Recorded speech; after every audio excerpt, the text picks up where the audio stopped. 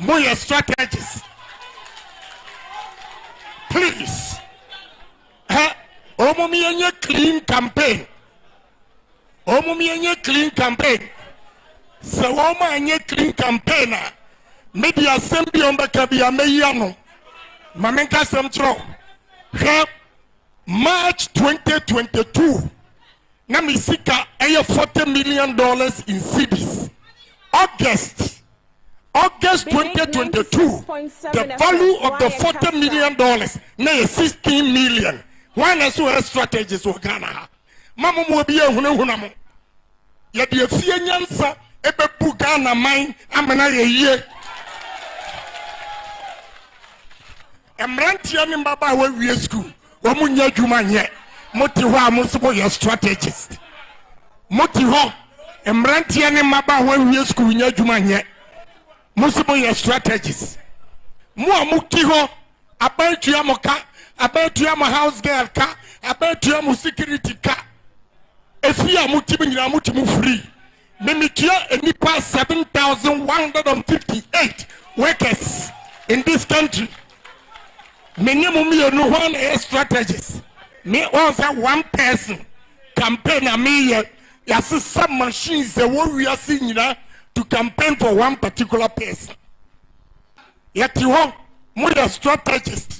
Tourist sites in the whole country undeveloped. Your tourism. Ebetumi abagana. Moya strategies motiho.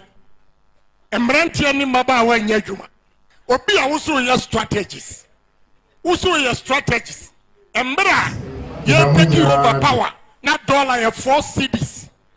And then dollar ya 12 cedis.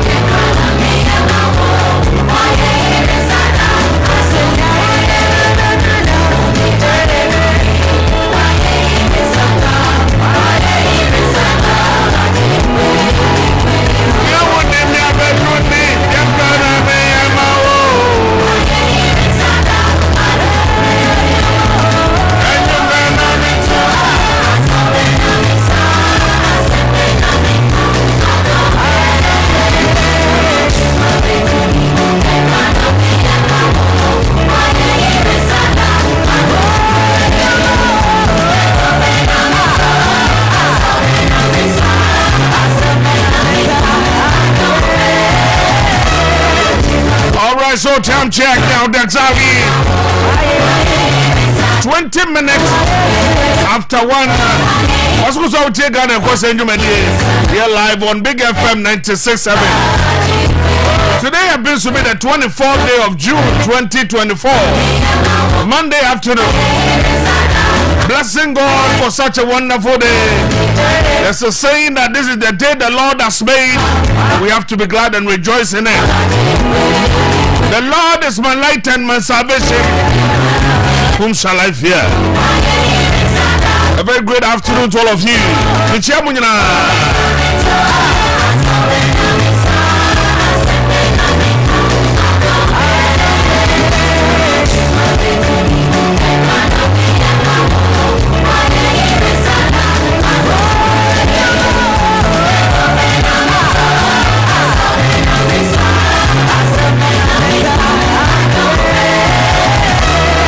Say, and you better come on there, Juada. Now, and then some also with the Ghana government and WAEC, who said, you better come on. And Jackra. If you're not a friend, I do a video. Tell a friend to tell a friend, call a friend to call a friend. And now, I Juada. The day is so counting. 24th, and China June, I go.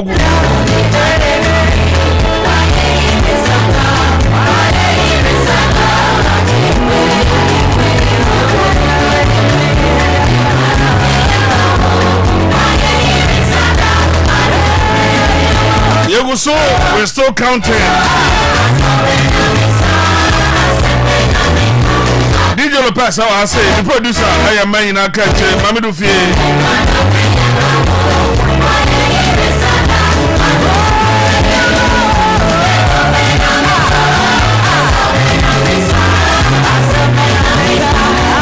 Mami Saka test message 0241 99 1216 0241 99 1216.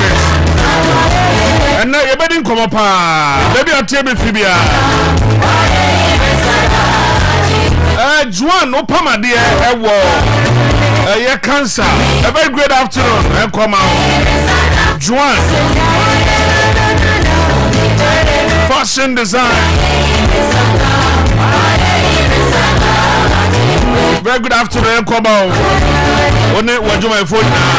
Maybe I will tell me, you won't come home, won't go so. And come my driver for one more team on the video and the two a year Big FM. Not one more tear gun. We're here to serve you and serve you well. Many thanks going out to all of you. Nana is sharing or bed fry. And then we'll be here only at my phone. Don't watch a power.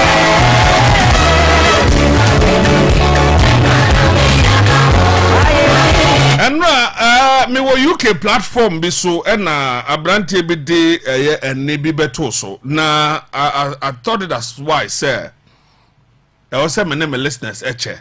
Now I'm not much interested with the Semwa a war assembly because that was what exactly every never person become one sempa because everybody told just abrante be the idea but told just say there's difference between a year PhD and a year Dutch passport.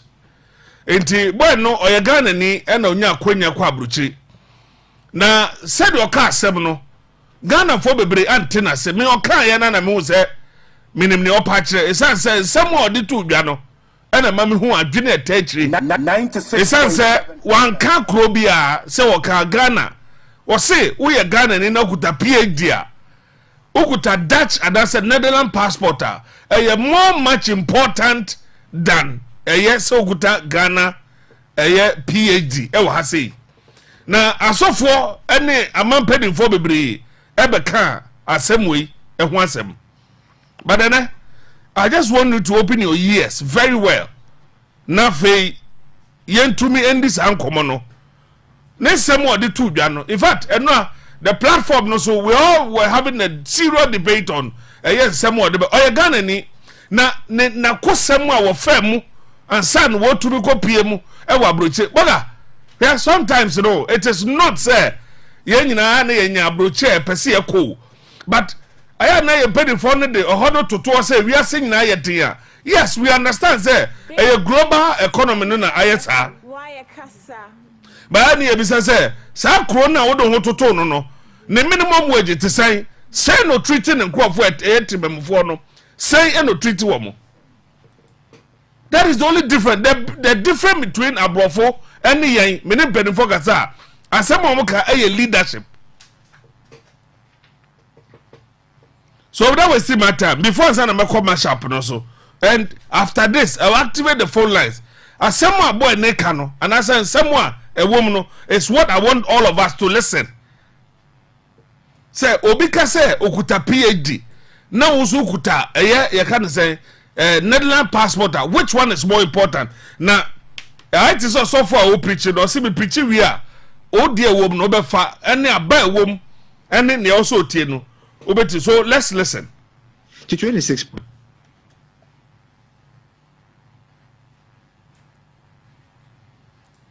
About your party. Tell them that. What is a Dutch passport? As compared to a PhD. Do you know what it means for somebody to pursue a PhD?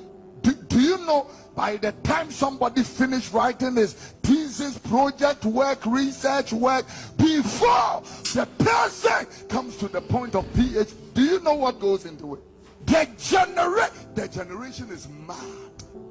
What is second? Yeah, that generation is second. Ejadem. You see, I respect protocol.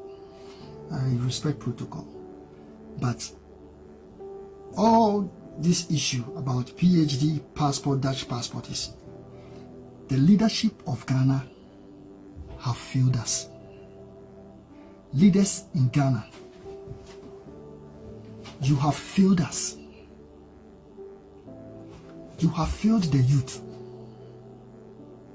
Not that we don't value PhD, but listen, what is the essence of PhD?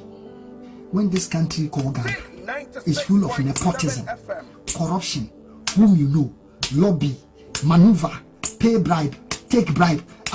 Somebody has a degree, qualified for a position, they will never give it to him on a silver platter, say take it like it's for you. Unlike here you would only be on the phone and apply it, and you are there. So the point Mr. Happiness is trying to make is, he narrowed the argument down to Ghana, that PhD in Ghana, that is what he's talking about. Why? Because you don't even value PhD in Ghana. People who have PhD need to see. When I was doing my national service in Ghana Commercial Bank, we were like 4 boys. Me and Owusu are from the south. Please listen to me. Me and Owusu are from the south. We are Shantis, eh? And then Eric and Mba from the north. But we get along nicely. Fast forward, we finished the national service. They didn't pick any of us. And then Mba gave me a hint that, oh, there is vacancy in VRE. So he's going to check it out. So he went, he made an inquiry, and he realized that VRE, they take only people with HND. I don't know why. 96.7 FM. He said they take HND. I said, why? They don't take degree. So they picked him. So fast forward, they picked him. The Imba is very cool with me. So he tried. Forward my CV, everything. So they didn't pick me because I have a degree. And the whole thing is, if you have PhD degree, they see you as a threat. In an environment like Greco, VRE, Water, Ghana Water Company, Ghana Electricity, Ghana Commercial Bank, ADB, they see you as a threat with a PhD or HND degree.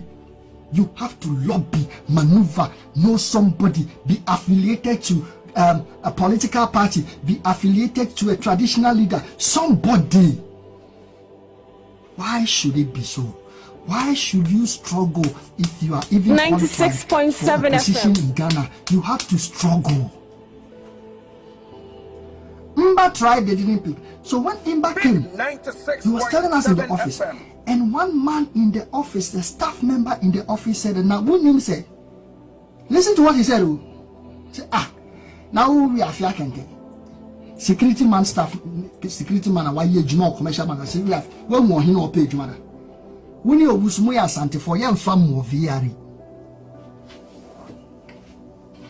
Owusu finished tech. Owusu 2 had a degree tech. You say, wuni Owusu ya asante for yem fam wo VRE. Yem fam wo Greek so. So they pick our brothers from the north. Eric is from the north. Eric's father was already working in Ghana Commercial Bank, so it was easy for him to get a position. Then they transferred him. Mba from the north maneuvered, went to speak his language at VRE. Fast forward, he was speak VRE. Me and Owusu went to the US. Ne papa befa no koi. And me, I came to England. When I got to England 2 weeks, I had cleaning job. Cleaning job. And when I was doing the cleaning job, he paid my rent. I sent some money home. I was surprised. I was shocked. I had finished national service for 5 years, my own country. Second class upper in business administration. I never had a job. I was still depending on my parents. Nepotism and corruption. What is the essence of PhD in an environment like Ghana? Corruption and nepotism. Why do you think, man of God, why do you think that God asked Abraham to leave his kindred and the people that he was familiar with, to leave the country that he was familiar with to another land? Because they were not celebrating him. Now, what was planted in Abraham would have been corrupted by the people around him, so he had to travel. Into yourself, this generation is mad because of people like you. There is nothing prophetic about your ministry, but you call yourself prophet. I'm sorry to be honest with you, nobody's telling you. It is obvious you are an evangelist, but you say you're a prophet. But what we see, there is nothing prophetic about your ministry. I'm sorry. Sir, I have to tell you this. You were in England. Why didn't you plant a prophetic ministry in England? Because you say that God asked you to go to Ghana. That is it. It is fair play. You should have planted your prophetic ministry in England, but you went to Ghana to plant it because Ghanaians like prophetic, and they will all flock to your feet. And some of you are manipulating people and exploiting and extorting money from them, and they've reached you. What kind of revelation do you share? You are always shouting, yeah, yeah, yeah. Here, we are working. We are working. So we are not condemning PhD, but PhD in an environment full of nepotism and corruptism. Corruptism is nothing. The parents flying go school, if you want police officer in Ghana, you have to pay bribe. Even if you have a degree, you have to pay bribe. If you want soldier in Ghana, you have to pay bribe. Even if you have a degree, guy, you have to pay bribe. If you want immigration, you have to pay bribe. Even if you have a degree, you have to pay bribe. You have to pay bribe. Young ladies looking for positions, jobs, they have to be open their legs, sorry to say. They need to dance before they give them jobs and positions at workplaces. What is the essence of degree and PhD in Ghana? A country that is full of corruption and nepotism. So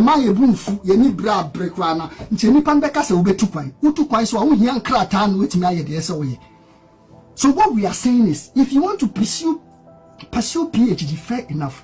Come to England and pursue it. Go to Canada and pursue it. Go to Germany and do it. They value it. I'm telling you. Ghana, Brajai. Environments and places like Greco, Ghana Water Company, Electricity Company, Ghana Commercial Bank, ADB. If you have PhD and you don't take care, you better do a curriculum. They don't need you there. PhD, your application, you are a threat. Under PhD, you are not qualified. Under degree, you are not qualified. HND, you are errand boy or errand girl. What kind of environment is Ghana? You pay for bills, they take your lights. You pay for water, you don't get clean water. Road, corruption, everything is corrupt. Everything, you have to know somebody. Because my parents never knew anybody. I didn't have anybody to lobby for me. I was not retained in Ghana Commercial Bank. I had no choice. I had to leave the country. Now my bedroom, I mean pursue Nkrata. The bedroom, I mean Nkrata, me the cleaning high dying. So the essence is, what is PhD in an environment like Ghana? No value. That is what Mr. Happiness is talking about. You men of God, some of you, look at how corrupt you are. The problem of Ghana is this three leadership: religious leaders, political leaders, and traditional leaders. You have corrupted the nation. And now all the youth, all the energetic young boys and girls are leaving the country. And you are here shouting, for so many was I did now. So all you people know is to plant a church. As if you can't do God's work without planting a church. If you guys are united, why don't you close all the churches and stay under one bishop like Archbishop Nicholas Duncan Williams? Go and stay under Archbishop Nicholas Duncan Williams, all of you, because you serve one Jesus. Pastors don't even get along. Monka sample, my yaka. Mu nyame benetimi mu asofa mu organ nyame benetimi professional instrumentalist odiwechi so komodin omu didi mochi na komodi omu ye didi mochi sanfa so be nyanya oso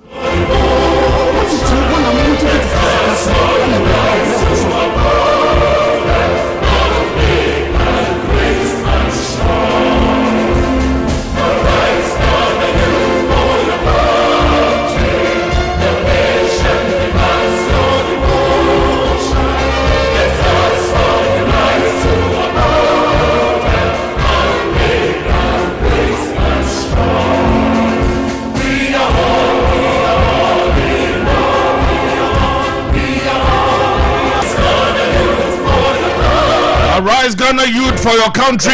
The nation demands your devotion. Let us all unite to uphold her and make her great and strong. We are all involved. All right, iti in some way,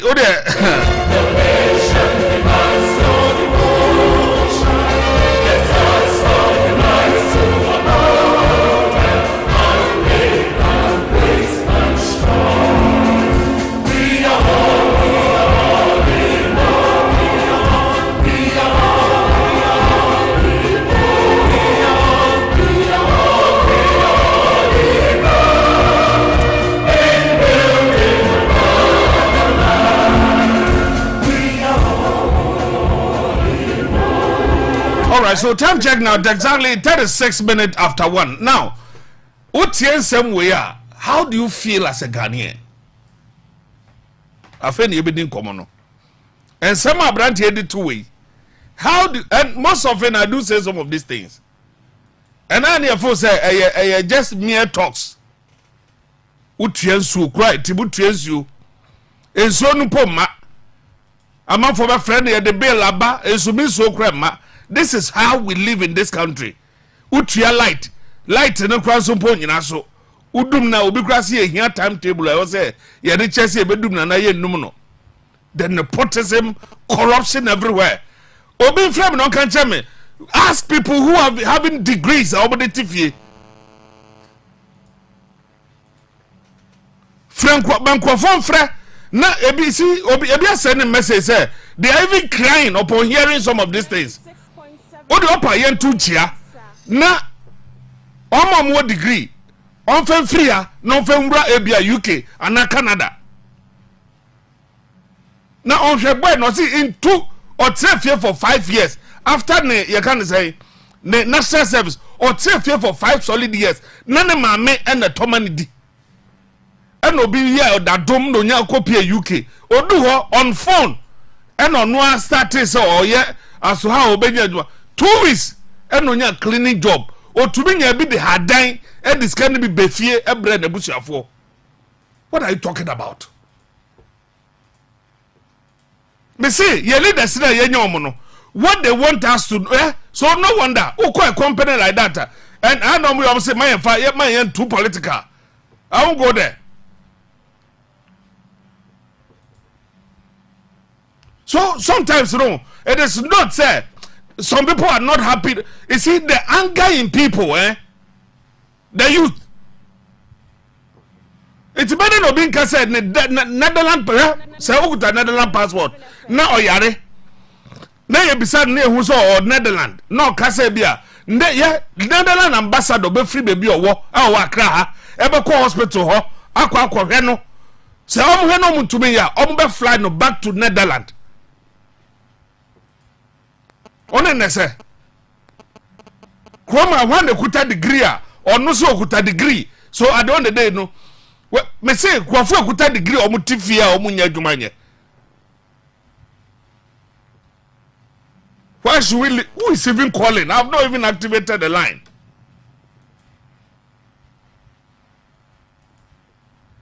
going through hell. People are going through hell. All in the name of say when you degree and not tifie. What is the essence in it? So mama do go school now be we na be sabe tra mama so. I will activate the phone lines just now. Now share the way people call and omo degree the tifie and man no cry dey na ya. A man the things they go through before. Ebi cry dey bu phone ti cry no. Was it why fed up on kokran go pay money biom. Ade e beto odwa no mo betra se agene no empenifo no te no mo ye dede and youth there bad nya papa and we what are you talking about? Who would appear you Ghana there ade ye. Osef no be ka che se adwuma ni ho. Ade che no pa adwuma ma ne ba. Your leaders that's how they want us say ye de ye tibonko. That's why me who be no ye no the honorable member chibia ho. I don't regard that person cry. Now no the honorable member nechi. Oh no ne man we be say be anema wo. Mo na mo budget sam grofo no so no. Ne afre mo 5:30 ye share ha na mo di ekire. Ebi kura kwa na mo ko wu obakonya accident ne ade. Na mo ko election bebe you are here. So sometimes it is not say obi value obi eche obi. But na na bo ne ka no when you have a degree in Ghana e go baby a who degree wa Ghana and ko baby a whom you know corruption and wa and a boy ne ka no me say in Canada and I say US UK you can even on your phone hey aduma no hosa no wa apply no ma call for interview in a space of time. Why? 0241-99-1216 0241-99-1216 0508-99-9900. Let's share some of your experience. Oh, degree utifie. So ne apadi ken eti ye krom han bibia nya ne open say election bedu na de on the day no that me na wahab kasa ye judge for na hwe school mkoy. Yeah, you can say majority leaders have a parliament. Check the schools they've been through. Check the schools. Yeah, president, his schools home koi. So betty you can say school be how betty be one. And that's all quite half oko a tepawa betty school be one. Omo president abahwe. Sanya chimota when I have listen.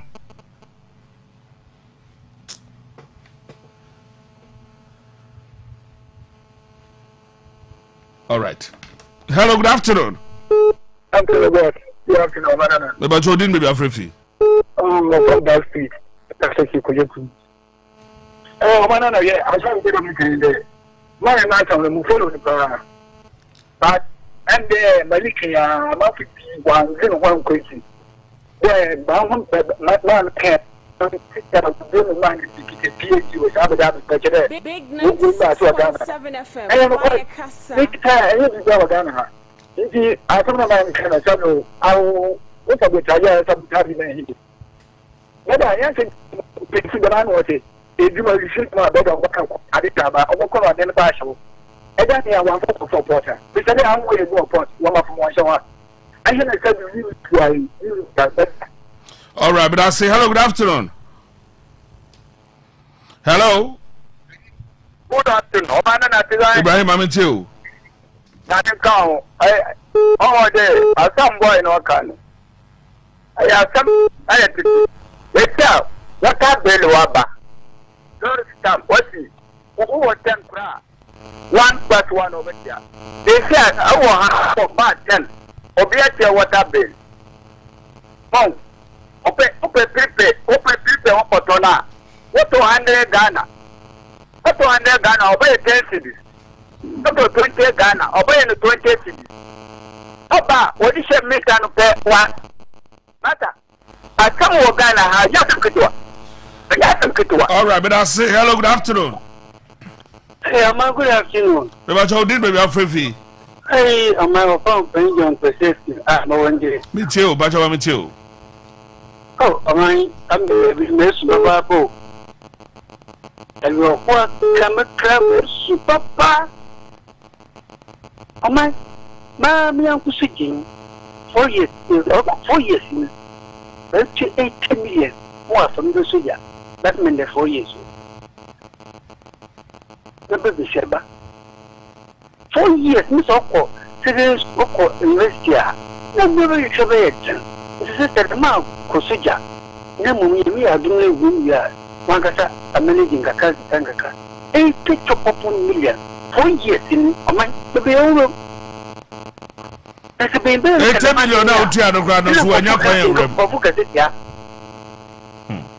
Yemen knocking a rich woman, I tell you, you're not sure, because. Hello, good afternoon. I've been for Charles, young call, Mammy too. Mammy too. Say, Omanana, in the Assam working one, are you repa? I had a call, what was still a person behind Chile school or what? Me and your dome, Marco Secondary School. You read about the senior high technical school. You the crochet, you go distance education. Or Kapari Workers College, or Gapua, what special makes you a one of a medicine. Now, in the big man, radio so never far fly. I will listen. I will listen. Now, the more you don't play a mini sent to Christian or real school, a wall, dear Benicia High School, we not care. In there, if you not a walk, private. In the GHS, I want to try it up with someone clan that Ghana. I blood did there, I think you feel every radio, so I'm not our power. In the because I track private school for a day, now with someone 300 Ghana. I blood MP to 4 far, if you my four. I blood go get it off with my four. Didn't tell the union seat to Kusan uncle and one of one fan. Now I tried it at what private school. Now we train the car. 300 Ghana because Abela they go secondary school no no ya me yanko. All right, but I say hello. Omanana. O kusabo. Omai. We ba so ba bitio. Omai ya me slow. That's obin kwanta. Me sunu court pa. Baby owu. Omai. Omai. Me sunu. Big help from Akahon. Oh my, oh, Cocoto. When I made a case today, Cocoto.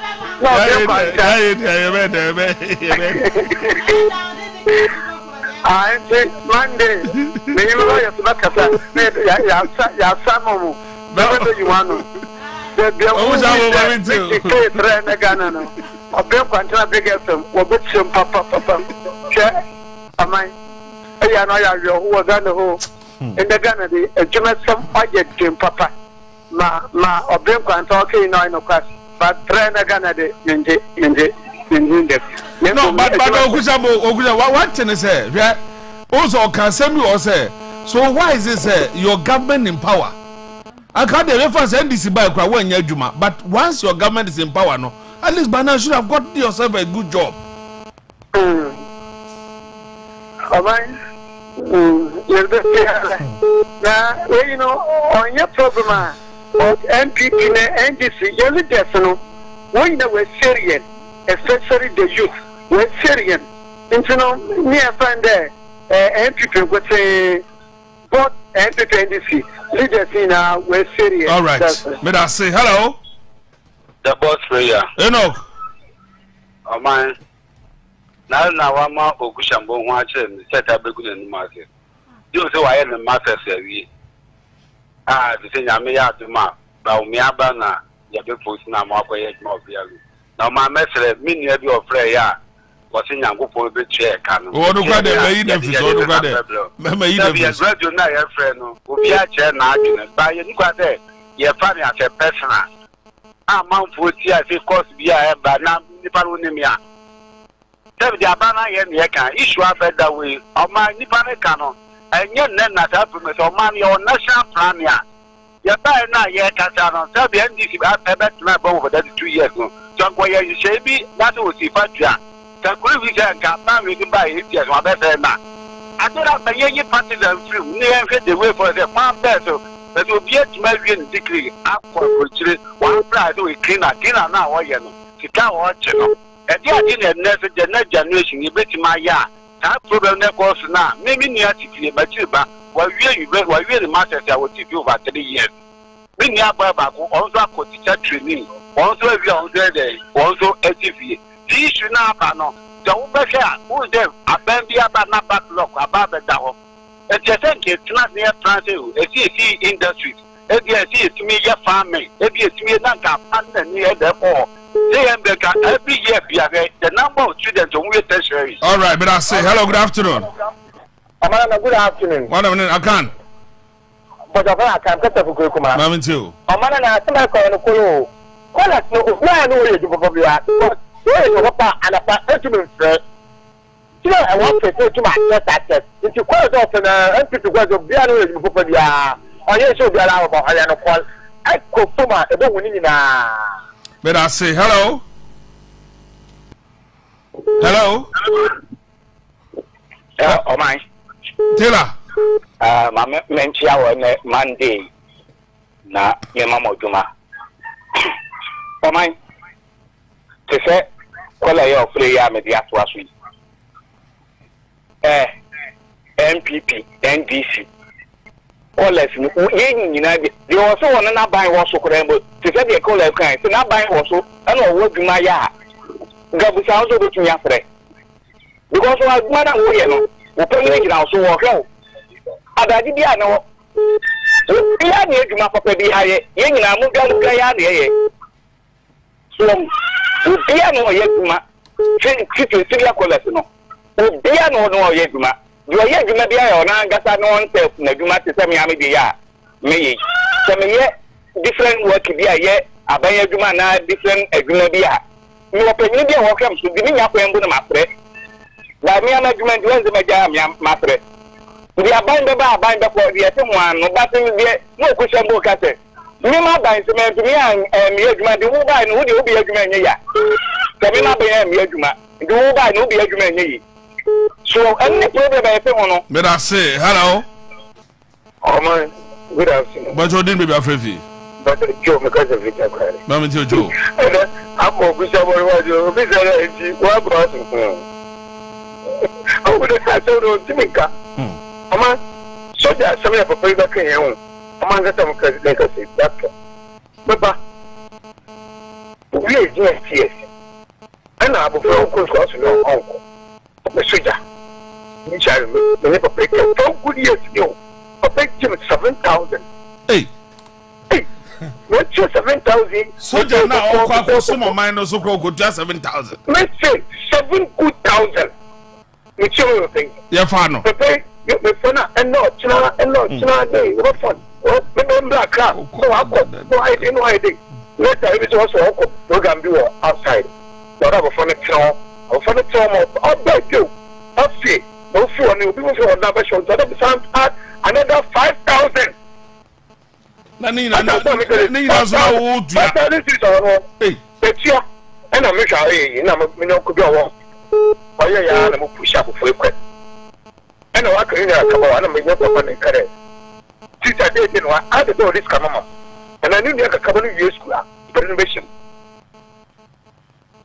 I don't know to more important because I am watching obedient and son of an echo. And see, Nipa Kono yet, no witness. And I can also okay, Kakabani Venus around to Pana and over facing. So they saw them will be watching. I do a career some of the am I? Someone will do a gun. All right. But I say hello. Oh man. Ajatibu. Papa Boko there. You what do mo now swear? Aduma ni esi nyami ntia ka. Na be kwa de minim de to obeka asase. Ajatibu credit asa. Yeah, eja. Hello. Hello, my. Yes sir. Oh my, good afternoon. Afternoon, when I'm in the shade. I'm to follow me and away. Mammy to worry. Oh my, only I cannot get you on my. Boga, I do baby an hour who I do baby hour. Papa, Namida can make a see and send your follow. Nanka 60 free bed in a fabric. Now, I say you are to see a friend. Yeah, they say what by the was in a young boy. And I said, when no Boga, when no Bambi, and this is one. I know, they say through. Who Jimmy? I know they say through. Now you say, you feel like it's about an MPP. So, on my question, this is one way of course. So, don't be a one. I will go to KASA and after the bono. But you need to be a city apart, but you call your party now to the UDA in Geneva. There are so many. But of all, who a degree holder? We are making. But so, are you working? Yeah, what is that? We cannot come and gather to and I'm a Africa. And I'm a Africa. I don't know business. I don't know what business I will create. Yeah, my registered company, now my senior. No, company. No, my offense, maybe a small business in a contract on my children. Hey, one Kasawa by nos went Tiago, no, so I had a problem. On my private company, private company, that's a Nicodia Mano. Now you can't even sort out your net and you don't want to yee. On my side, the question the same thing that you say, and also I beg you now, Mr. Bush, people, and you know, and you are some power. The way I'm on the Janet, no matter about the Yamisha, what is the but I'm so sorry. I don't know. Hello? Hello? What's one of the say? One of the outside. Boko Bajo Mamitio. The big young bush of war. Young upon I ended in this show.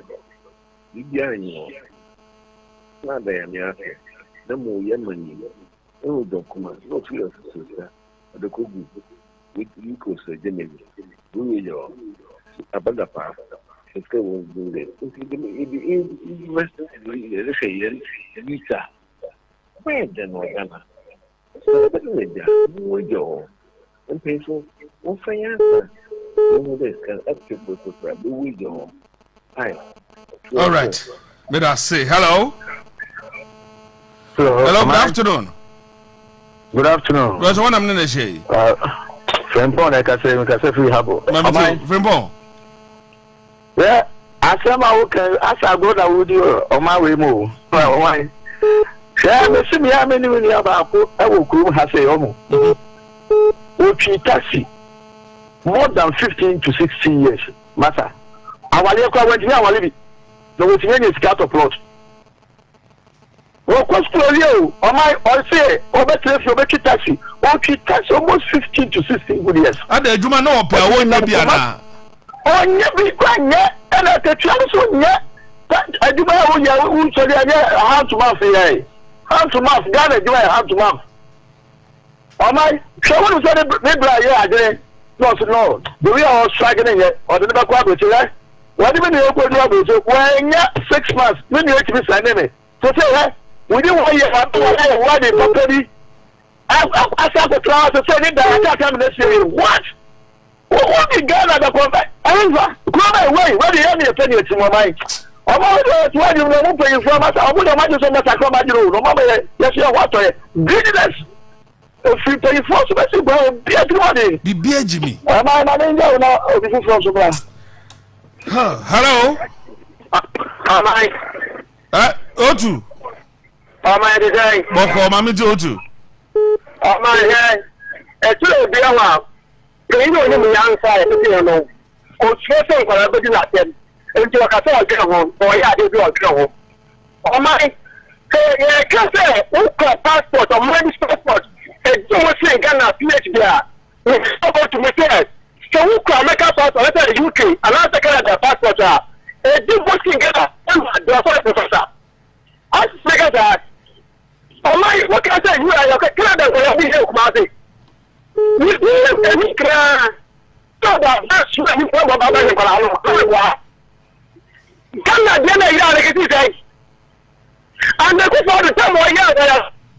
Some of us about me, about Ghana, a 14 anyway in African country, is it Gabon, a first, I got me back. Again, say, oh, no, damn it, I can't work for time. I buy no, as we have a little bye. All right. Hello. Hello, am I? 1 minute, Jay. The political evangelist, Musa Slaughterhouse. Musa, Mamintio. Yeah. Oh, my, I'm sure. Also. Oh, Mama, make a check, make a song. Your last one, we really not in training or fee. You win your back, so what degree or your first class. As a man making or do any more because you say no prayer. Honestly, first on the first class in the TV. Oh, if you am turning criminal, me, in Casama, kind of me. I had a nice family in the San Reno. Mother, so on my also as a Zongo boy, on the left and right. It's a school now, where they you complete degree in Ghana and the other day. And then I have some low.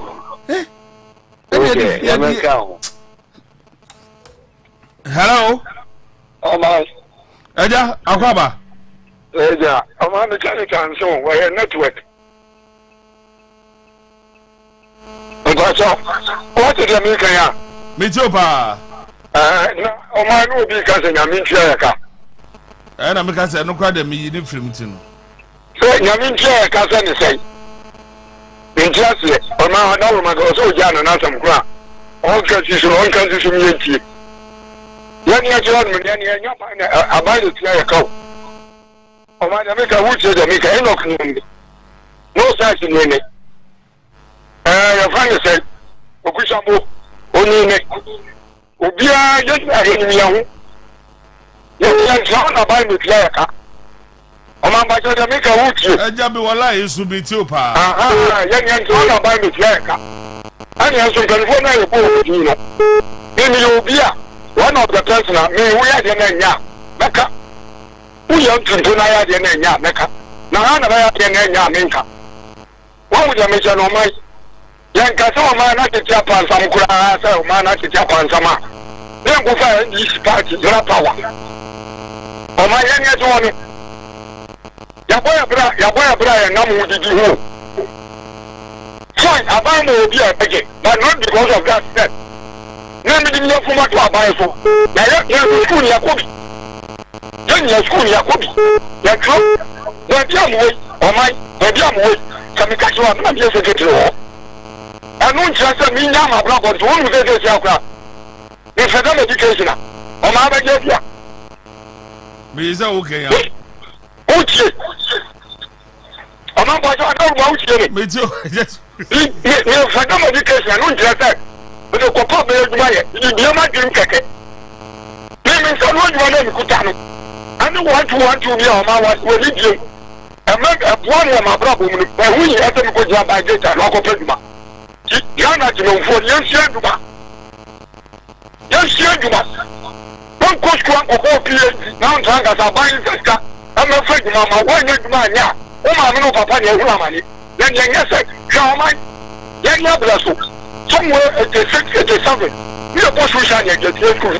I think we have no program on me, man. I just better say, Papa. Hello. Oh, good afternoon. Afternoon. I'm out to the lady. Now, Kennedy, Abandon, the map was a police in Ghana, what do you it is possible. Now, yeah, obeying you. Well, I say, hello, good afternoon. Hello, man, good afternoon. But you want them to say? I do, Sergeant. Mammy, too. I'm not asking because, but I'm not born. This is the last 3 years. You can't class upper. When the others now, the one to see because I only do me. If you are solar, you better pay me in blue coins, so they are on you are meant to be changing that to Janadi. In fact, let's kind of that. I should be from the video here. I'm used to a bit too much. That's it. Mr. Medasi, Papa, hello. Hello. Good afternoon. Good afternoon. But you want them to say? But we bring to me money. All right. Asama dada mela kanu ezema kwa papa oya sometimes ona yampo yidiyo mama nyano we school we na quick me dey wo give me a chance for a hospital person in the money abo fana na ni nti aba sana ho ama when me sort of do be fix am ho no one dey fie so you want to wonder won to me for about some fie. If you order 1 month, 2 months, what do you know? Now, for this exist. That's the Yaman. What is the color of Yaman? The man needs to know because all you actually know, I feel you're okay with one moody. I bet you don't you make you doing you might do it. Now, man, I've been to you. I've been to you. And I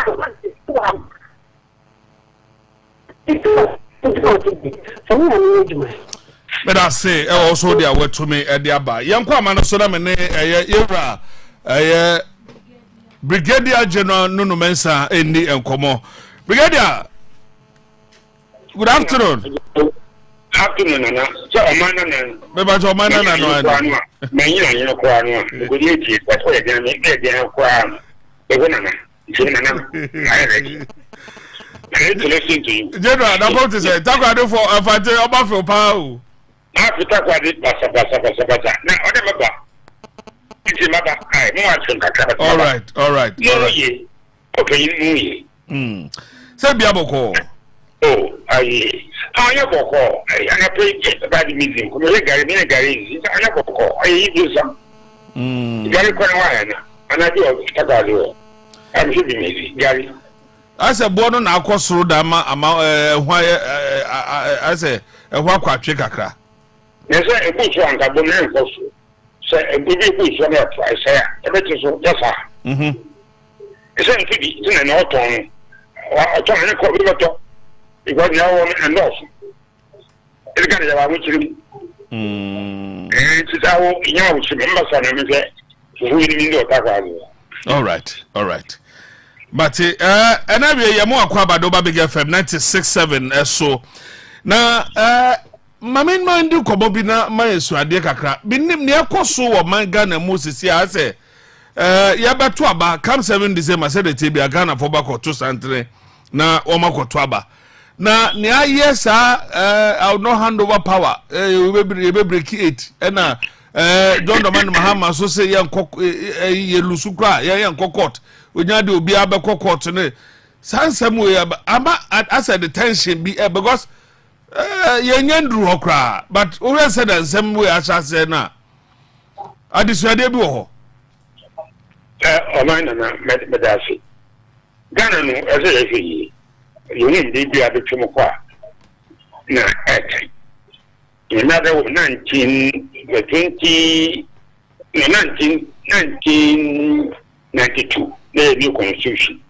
that you are talking of father all is here in the equal all hand of power other man in this election now I will 32 years now almost you will by the constitution not by military rule because I don't have to say but the young year no, I said, Obia is a prepare for war. For war, one and young good equity. Not to about the treatment. And took a few seconds. You could remember many to talk. Is it to have in the com? Ghana is so year for your day for NDC. They are infinitely in South among the Jebetoman. No man to who have the quite look at them because they took a food you but who to who can alcohol. To the sound that one over to other. Electoral commission, a party political political party. We are in Limbranos. What man for the year? Now we say power no. Power no idea. A man and power, I say. One person, either Zakufu, Najama, and whoever it is. Now, Omumano, on my behalf. It's a power of any idea. One will be the power of the Yamu and Mope with a power. power belongs to the people. Who name be a Oman Penny? Why are ministers? Why you for free to run the country to make us a happy people? I'm not looking at the papa, top power, no more appreciate. I take the Padia, Amana, Edigano, and Kirian Mano, a person. Don't be. Na aya sa warnings ahudwe ni ade aya na womo sa ede na ma obi ebe obi so to the sense na hand over power where from and we are getting close to election year, and once you say this, you know, you don't expect the opposition leader to also keep quiet. I don't know what's wrong with we the black people. Let me see we are to try another room. Ever on school, mommy on school. I couldn't even would they be around this AS. Now, you put in Munia, I want to pay in someone. Yes, you who does over small man. Not the other way around. You came to serve the people of this country. Remember the people. I'm a woman as we speak. Matter of fact, the action. But I'm a crap. We're going to put it in some. A baby to quite one young. Well, piano. Who is the mayor power to make money? Who is okay to get the sound for your business? Purpose for your business to make money and to serve the people of this country. Then who call me more than 88 Kaka? 2 years and Yaduma 90. Yamiko. And the seven jam man done in the way. And I said some of that may win a dollar. Me never get a man local. But the best year and good year. Now what the woman? Yes, I'm here for democracy. No more trouble in a fair way. Ye party annual party was a man for all in Minty. When here, it's a one thing your man lesson. Now, what you know, okay, you Bonia, the cock was one. In a better sofa. One woman around our sub region. Then account, no quiz, Kakai, the most terrible one was 1979. Who could get a company for? Nothing, Papa. They were all. I mean, but someone more than when you have the electricity, what a power. Otherwise, I am telling you, from experience, once I done, I never said. But I said, who should be woman? You must step in the form of my air travel, and electoral commission, especially. The man at war about to me, and the hope to see, will be to see Mobia. Other NPP when this or any other new party, no, I'll keep on sounding the warning because young very year is because say to done as yes, man. So many countries, Sub Regional, Mali, Guinea, Burkina, and Adina, Yapu, and see the second of what said. May and fight before. Otherwise, I am telling you, the general KNT, the song. What can we make your armor NPP in 96.7 FM? Rifles are true. Maybe 96.7 FM. Yes, I gave you. Never say, never answer the yes and it's what yes, especially to the rich region. Yes, and you your money and yet the say, yet the Kaka together with the Chinese, Yamamoki. Almost saying to my man, young for the wrong in also coming. And if we on it, don't go from who are Kikenti, Obegun for Yanga and yes, Yanapons. Okay.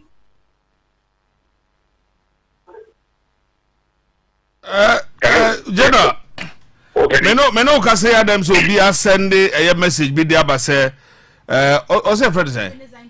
Ose friend Ebenezer Nketia say o time no o ma ne papa ba castle ono mu ba ho ebe ye empabo bi de ma and o tie osisi a ntino ye nchia o ma no menim so ka idea but I was meaning but meaning ko ni ko say general who is me about who can be school fees man o me go de kwa bo Ukraine o me go de kwa this is how you live. You live to serve the people and leave a legacy. Who are at a cow? Woman may have now or man of was say, oh, baby. Yes, to be a factor. Because there are people who are in power. What power is on man service? Or man, a man over there, and your dear. A man for Ghana for Emma, Adam was a customer one.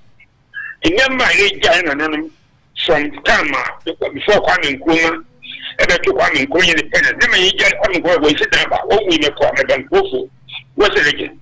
But I'm it's what Nayaro. No power, a Japado Wafa, check out Wafa, the ones that take for Wafa, what check, would ya? You made what I said never saw me. I couldn't say it. I'm making the I've set my nation well. The school never is young song. We never secondary school. They went for secondary school. Movie secondary school. A friend saying in Sabah police station. Where you have in Sabah secondary school, Islamic school. We all who see that the people to teach you the young people how to serve, Mother Ghana. Not to come and destroy Ghana for those who are yet to come. And you the young one,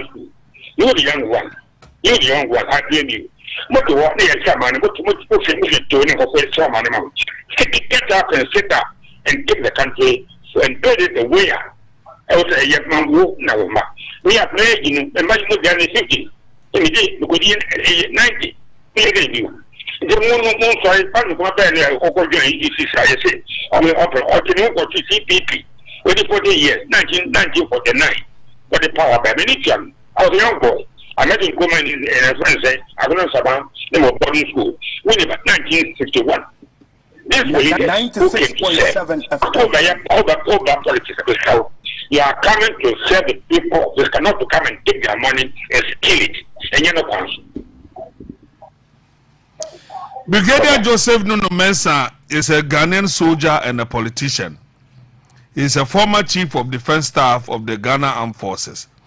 Aka no na mo mudi ble no ye hu say we wo CPP we wo NDC we wo MPP but the nay quite say obi ye ya no say we wo NDC we wo MPP amati say soldier adwuma na the security service na say en sheda nye safe biom. Look, me politician what is the also me politician what politics at what is like politics at you know, you consider Papa fisherman. Mammy tried to do yes. You have to be cool. Big 96.7 FM. Why KASA? They get it in Papanji. Look, the army got me to wherever I can go. I've lived everywhere around the world. Man, fuck on and Yamishibai. No, you're training, especially in those days in Ghana here, and in Britain, in Canada, in India. When you are caught, you have to be training. And I never learned to steal anything. I learned to serve the people of this country. And see, what's over again? You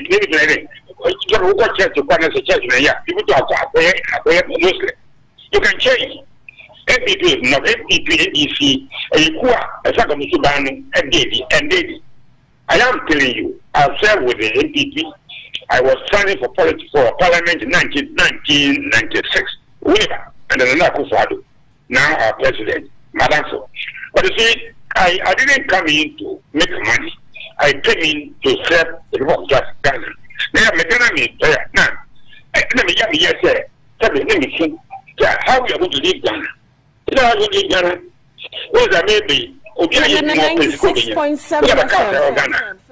KASA can share power. 96.7 FM.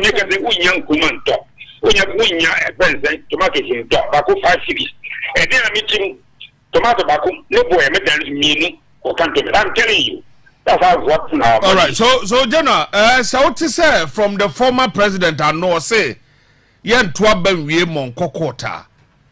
I don't know, Patre. Yan Twaba, can you be man? Or say Yan Twaben we ma on kokot, say be a baka say be NDC kokot inti, or be kokot. Omon kokot. You understand and say, whatever the outcome is, you accept it. No, because I don't know, Patches say, Yan Twaben yan kokot. It says Okokrana, and ya de better any idea into no on kokot. But Adam says, so all cast on kokot, then you're back. Say be a bassa be a well no so on kokoti, then maybe obey. No, if I wear in his shoes, if I wear in his shoes, Make us get into the 96.7. I love this country so much. You know, I mean, yes, sir. I advise them, both the ADC and NPP. And I keep on saying, say, I'm sorry, because I cooperate with my family, live for 10 years in prison. Maybe not 5 years. I took a visa for my children, luckily. They were allowed to go to school. I left a doctor at which I could school. I saw something with them. Now, you know, let's just love this country. I'll be talking to you two, many other people, including the Electoral Commission. Electoral Commission, the lady in charge, I know her very well, and I'll to your medium, I will appeal to her. No, she will be on. Now you be an answer. The rules to govern our election, young soul. No be an hour here, where they be an answer. And why are no one for the year? No, look at Sudan. Sudan. Look at most of these countries, Iraq, even Libya. We don't want to go that way. And you know, I will appeal to you people. And again and again and again, I appeal to the young people. Get up. You have a young man, for example, like I don't know what he said about. Call him and interview him. The Koma came to join the UGCC. One thing, from the Kufados and the Kawin and the autonomy. And opportunity people and God has power. He has a power. You don't know what the power. And you know what it. He, at that day, I was going to independent. I was almost 20 years old. I know what I saw. On the days, those who had a young baby, never come if they were a gathering of 6 people. It had been by the days to usher in a new Ghana. No. Because in Kuma, with the Hefo, Yukuchu, Sensei, many of these, Kusuba and so on. I was there. It's you know, maybe Sermon. 96.7, whether it's Kufado, whether it's anybody, whoever. A man is more important than any one person. How many more important? And I want to plead with Ghanaians and our leaders. Overpower no one. It's a problem. The moment you know, for example, look, if today you go to Makola today, I mean, how long ago, Bakra, and we think of which they will. I mean, I can't do it. We never market, not on the streets. And yet, what they say as a land that can be used to create another market to ease the pressure on Makola no one. Yeah, to us as no mission or the market or Tom. Lydia, what the hell is going on? You know what you say again. No, I can't. You go, where do you go? Where do you go? I will die here. And so we should protect this country too rich to be poor. There's nothing in America which is not in Ghana. Your gold, your diamond, your oil, your gas, your big 96.7 FM. Why a KASA? What we don't have are people with love, with patriotism, with integrity to run this country. And we should have them. We should get up and get a country and run the country for themselves and their children and their strawberries. I see. No, I mean, I'm not a politician. I have to be a politician. Because in politics, now you can't make money. Let me see. You see, I have built, I mean, there's a mistake, but I'm a question. Let me consider that. I've been to most of the towns around the southern bay. I mean, that's going to be back. The first 3 o'clock. Once I did, I told Rally, a friend saying, I saw them down. I said, that's what you can do. Single-handedly, with a few people helping me. I built a school and moved this whole school there. What can the government do? The government needs business. Oh, maybe I will basic. I'm not just about something because Oman say, you know, and tomorrow you know, and maybe yes, man. 96.7 FM. Let's put it right. The youth minister, you get up and put the country right for yourselves. But all the idea be super true, just say, Anka John Dramani Mahama, and so in the time, you know, and Kenisa Kasa, I say, Mahama couldn't have done better. I don't know this answer with Betuja. If I said this, look, I said as a mess, I said John Mahama, but not the way I thought I should serve him. The part is, I don't know what the kind of person I was made. I was made to love humanity, to serve human beings, to do the best I can for myself and for society. And I was chief of defense staff 2 times. You know, and go more than 2.5 years because we could be in a way and we're president, either Liman or Wallings, whatever. In a way and many years in there. I walk away. Walk away from the man sacked me at the age of 42. I got a pension over 40 years. What I do a pension? What can I have more than 40 years? How many people? I'm a young boy, so I keep on drawing pension. Well, I was sacked prematurely. When you begin an area and Fatah, I will tell you, Mr. President, no, don't go this way. Now, you know, people hate my gut. And I will speak the truth and live by the truth. You have a call. I have no regret dying in speaking the truth. But Oman is more important to me. I said, coming from, I was a young boy, a young officer, a young boy. I was a captain in the army, one of the three. He loved Ghana, he loved Africa. And I tried to know, go find Panasa, he actually official. But since then, he has said, man, he never in a young Tiaso. But now, I think, got a more refinery. Yeah, but I'm a city war, and I'm not Chinese before, since you are a bit of a city. You have to go for him. Never any idea. A Japadia, Oman. Yeah, Japadia won't talk, who shall really jam more. Danger Saturday, yes, Selman. And you get up, don't sit down on your pants and say, and family, at the 2 years time, you are going to go to no more believing in the carrier cell, don't allow that to happen to you. General, my phone said, no, you're not Menawase. Let us see. I am not sure because I'm that. I'll come there. All right. I'll come there. And, sure. You know, let me come and talk to you too. Sure. Mr. Medas, Papa. I was at 27. Major General Nuno Mensa and Meneno Edi and Komo.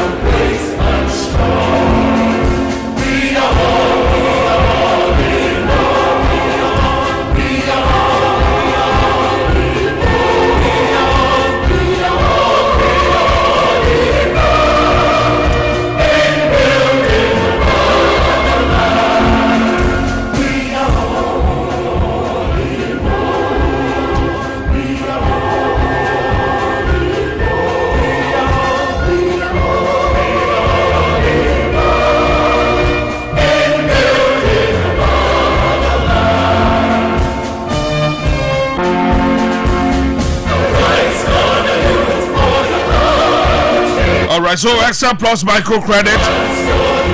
Asibaji loans are holding in a Sikaben out there. Yabamo Scout Aqua insurance and a free roadway they renew us Nina. And no extra plus microcredit. Emergency Ebia Bao Pesica Edia Kuchao. Yadibamo. Yawo Beach Road before plantation of Sahaba. Friday was 031 22 99 447. 031 22 99 447. Yes, I saw a nipa and my Juma. So, when we are school now, where I SHS and now, yep, where any SHS. Extra plus microcredit sales and marketing administrator. Since I will be SHS now, over to the degree, and I say qualification.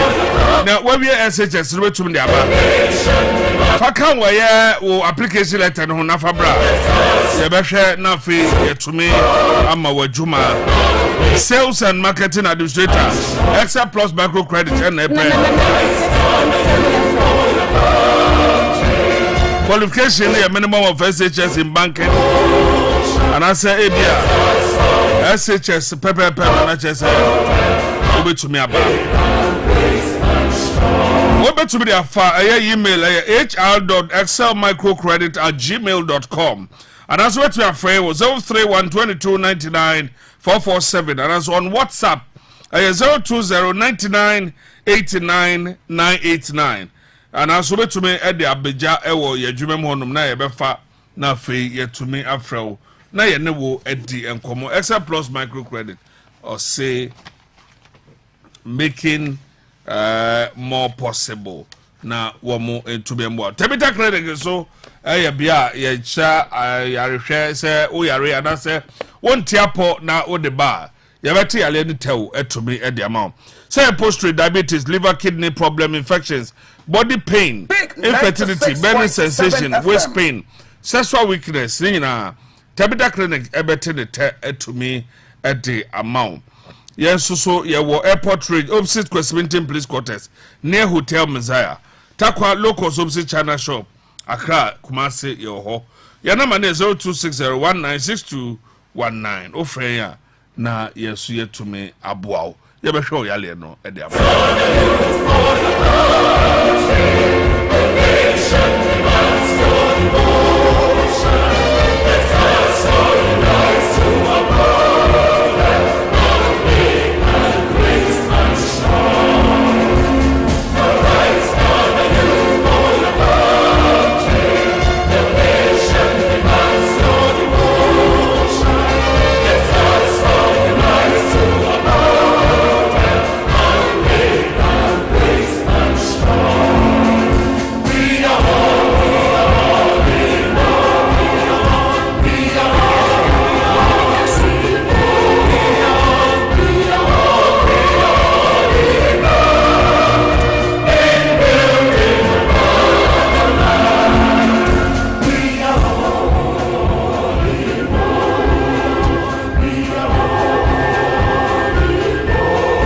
so Boachi Natural Health Center and so some cows oba da so ya se wani ene yo ya na ontiapo afabra ye be hwe dem yo takwa de behind ye Palina Gardens and abehwe La Paz you opposite the Access Bank kuma say also ame post of Itachiman the Pentacle Junction woni ye Boachi Natural Health and KASA 050 0990702 050090702 yankona femene honorable Nusa Hussein former road minister, former Minister of Lands and Natural Resources, and of a former member of Parliament for Tabale Central.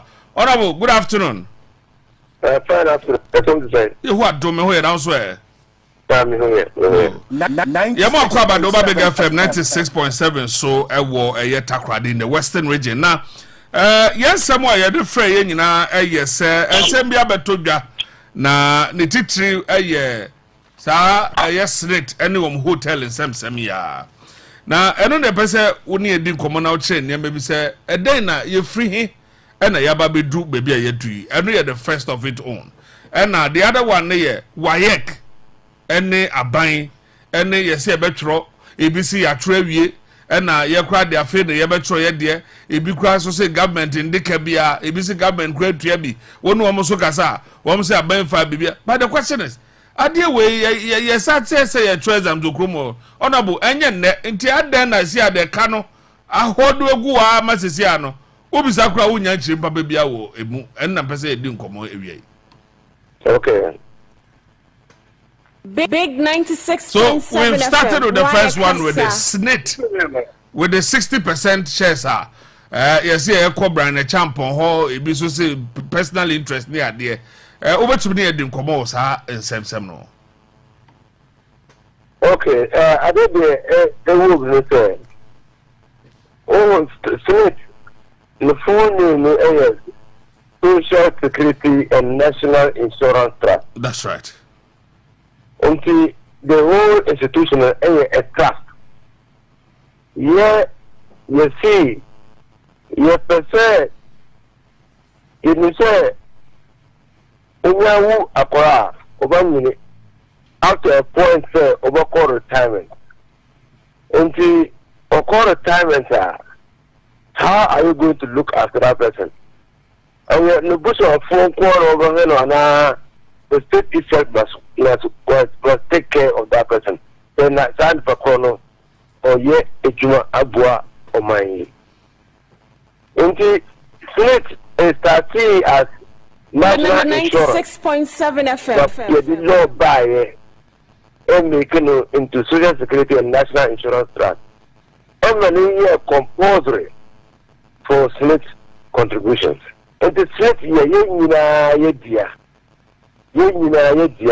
Senate Nisika, either Sika de Yenina, yet Boa, I did 2 hours. Say, young son here, your own boa akokora.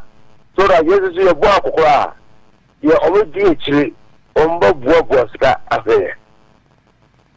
Now, until ASA currency, Yama a public operation. 96.7 board of directors.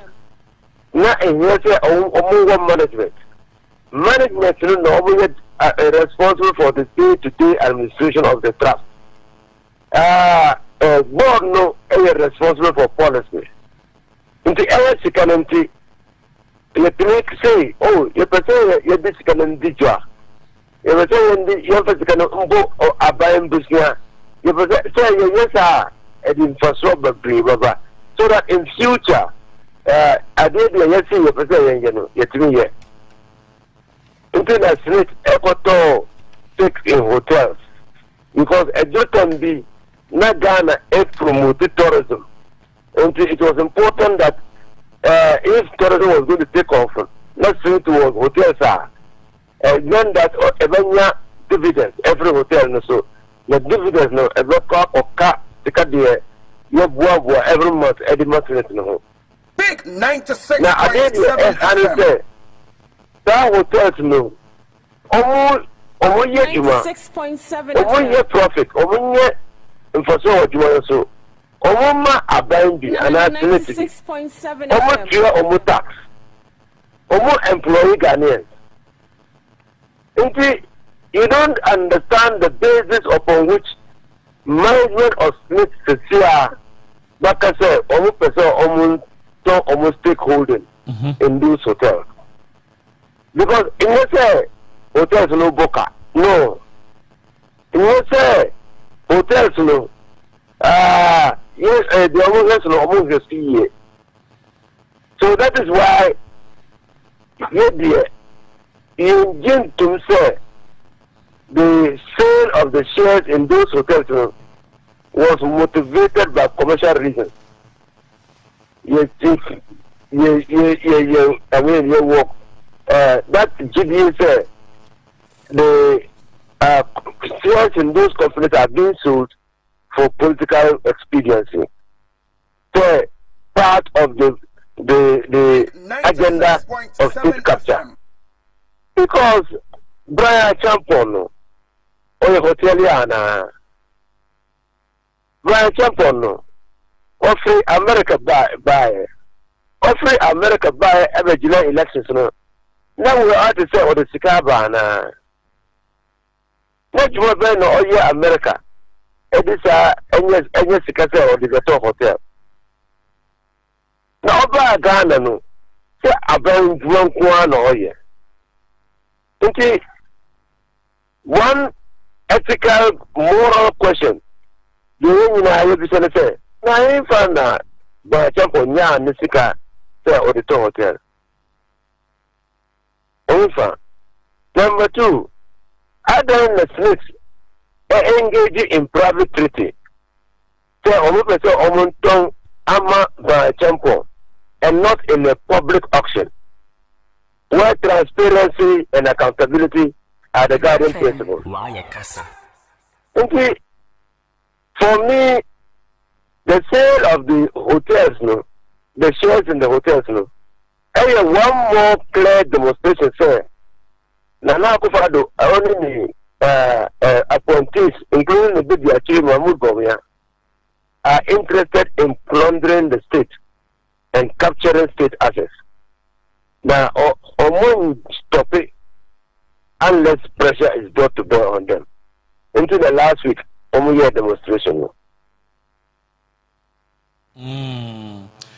But honorable, you no kwan na no was kase ebi obetumi a purchase and I say what just access na wo nana.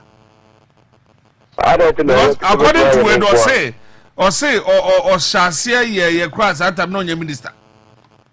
That was somewhere in 2020. Or Shasia, process, no crowd, no, your minister. That was in somewhere 2021, 2022. And no, 96. He said he was a member of parliament. So, also, I'm a member of parliament. Everyone on the can say, what I say, auto hotel. Over. So it's not a here not there. Now a public officer. What is the current state as we speak now? The current update, you know. Almost still one of the man and I says they say how much you try so because as I said until whom he be. Oh, because I don't know. They just simply told entity guy say your hotels into Mufa Kusumbra. Because I've since learned that even the former chairman, Blay, Nanumba, so put it big to buy the hotel. We are asking for RTI request. You are filing RTI request. To let us have the details. One, who were those who put in the bid? Two, what were the processes? So. Because this is our asset. You can't treat our asset as if it's a private property. In a private property, in a public property. My asset is free. I do free to her. Over than private property. You have to make this one as MDR. Until necessary, organized level of say no, Oman pencil for the government or select board to sell the shares. I don't think that can you be in for a share Abenjuma Anua? They behave as if Abenjuma in your Omodia. Why?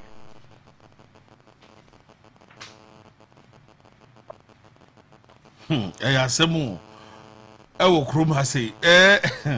Na Rock City Hotel, no. There's almost so global Bocao. Ah, 96.7 FM. So you ask yourself, how was the bid done? Because Uber Sally Ato Aban Adia. This is what you say, what you tax. The evidence we have is that Rock City for Oman Sally or tax return. So anyone on your tax certificate to support the bid. So you see that Canada woman are doing too much. Now, on another story, no, what is going on with this WAEC and Yabetron, the Yantron there? On a wooden also. Oh, now this government, almost free education, no. Almost liabilities at also. Almost to the liabilities and almost duties under WAEC. WAEC is really a West African Examination Council. So West African countries know almost one standard to test secondary school leavers. And ensure that we are Ghana near, and now we are Togo ni, and now we are Nigeria ni, and now we are Gambia ni. So we see 1 year secondary school. Now we got class 1. If you pass the exam, you will be on the same level with all any person who has passed the exam with the same grade. And whether you are in Ghana, in West Africa, in Nigeria, in Cameroon, or wherever you are. Now, FSA Abanwe Omudintada Abu Omununu. First of all, you need to understand that exams are actual Ghana to CIA, and yes, a standardized exam, a Ghana exam. A Ghana exam naturally. Now, but a Ghana exam is being administered by WAEC because only responsible for those kind of examinations.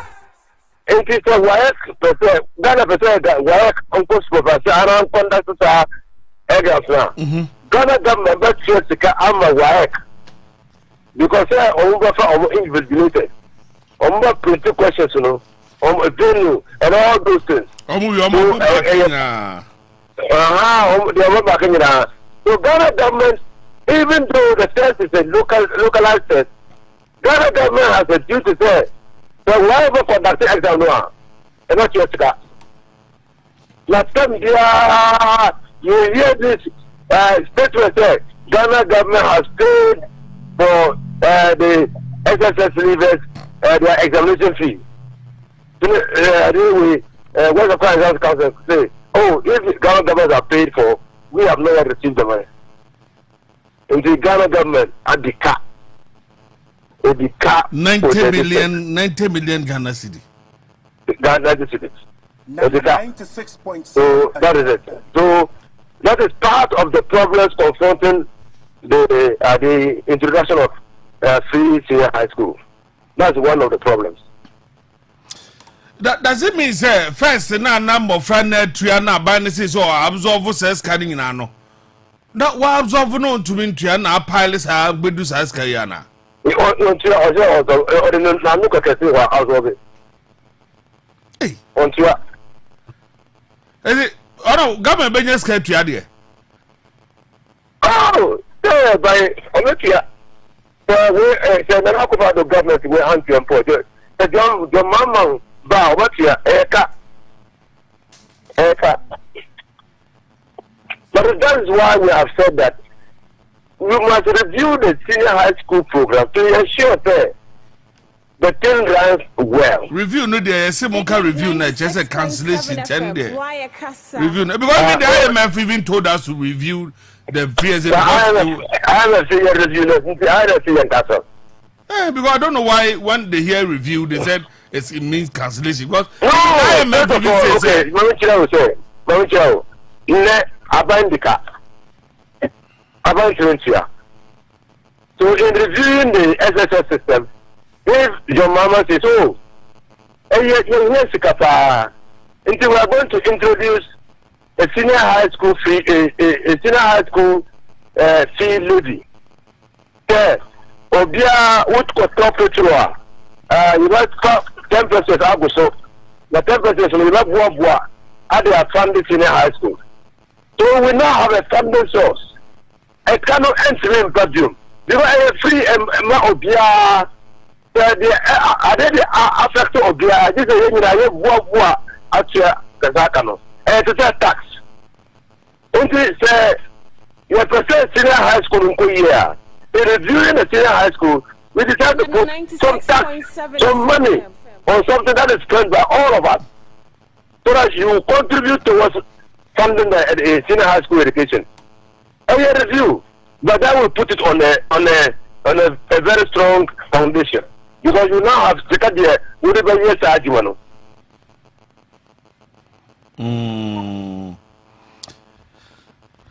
Now, I don't know if I say it's because would a John Capi, the PRO for the WAEC now KASA says Cano, Abans were to some Domosanka Scabia. No, I want to Musica, Omen Omuka, Omen Musica, Omen. But all of us, politicians. Yeah. On my bank, I even a Bayanesca. On my bank. Scanny baby. Musica. The Candidia. 96.7 FM. Hey. Contractors who are buying the contractors 19 billion. That's right. 19 billion. Okay. I think it's Pilolo. Nana Kubado are buying the Pilolo. It's Pilolo. Hey. Na I'm because my friend also do my preparation on mobile true na near Quadia. Oh, you only know how. Because local school, in 1993, at the University of Ghana, lecturers echo strike 1 year. It was not here for 1 year. After 2 years, so whereas you were finished school a year before, you are finishing a year after. 1 year no 1 year fee. It is so to do who experiences are at the you won't want that to befall any person. Honorable, you have a we were. Politicians, banner or more promise or more shabwakasia. Example is when John Dramani Mahama was in power, or say teachers and nurses training allowance, but rather is going to be on a loan former. Ujia, 1 hour apply now, second nafi, we know now we are service nafi, to kaka na abandon when you offer so. Now the MPP also came or say, wait, Tremkrana, may I restore it. 27 months, one person came to say, on the sun can be that. So, question say 27 months now, almost say, almost restore, almost restore, necessary training allowance. No, not every month be on one. You ask, where are they going to get the money to pay the nurses and training allowances? No, on better no menya at the amount. And here, 1, 2. When I'm saying, bill call parliament as to say, free SHS, any government who comes, will implement it. Now the NDC is against this because of they want to know more details of free SHS. All is because of say, who's free SHS. But the government now will not so open so jitumo or nim at their source of funding out the best idea. No, it's the sustainability this says or jituma, maybe as a bambi banebi or no ambuana. What becomes of that government? Well, let me unpack it for you. Questions of the break. Why do you 2 minute questions in one? All right. First of all, after 5 months, we soon move to go to election. African Peer Review Committee's recommendation. So, about 80,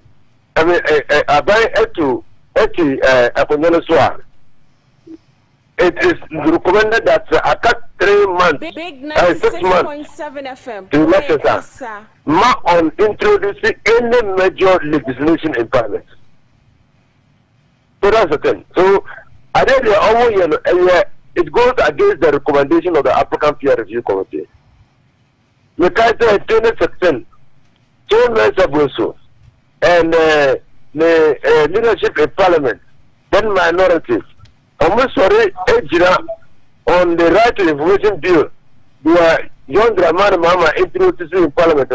On the basis of the fact that now I got less than 1 year, I got 6 months to election. So almost a major bill, more introduced.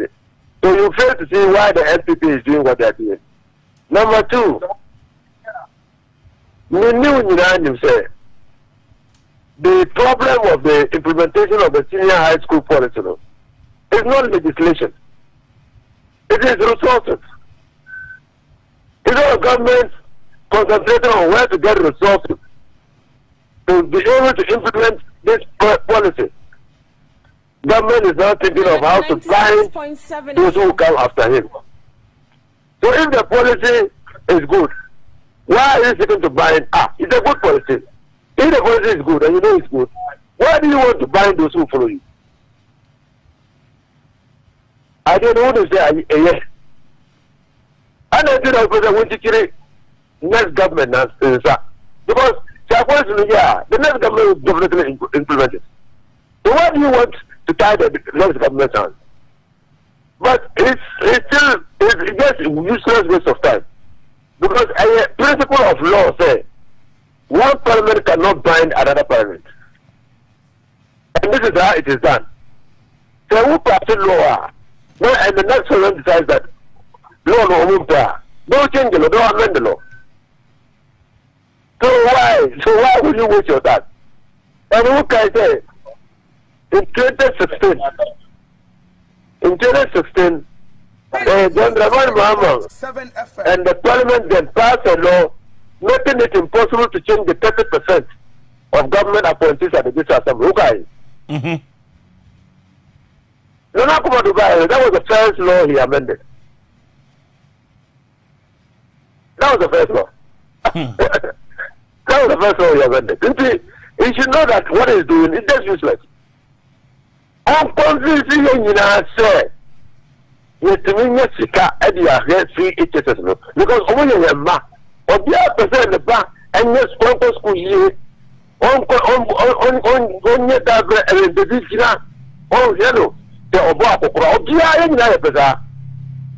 the Nti ye pese ye mayan porano omun school omun sie juma so that say go akokora over there. But if the policy is not delivering on the system,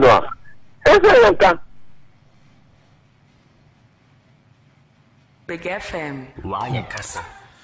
Yeah, Samu. Eti on my way, no. Yeah, just say, are we moving forward or we are retrogression? We are stagnant. One corruption perception next now. For 3 years running, the Nako government have not made any gain in fighting corruption. 3 years running. We are stagnant. Ojina Vako. Ojina Vako na ye juma. Eso Ojina Vako. Ne Ghana, you can Minia, I'm sure you were there in 2006. Come there for year regional nation express. That time no dollar yeah 9,800 cedis per dollar.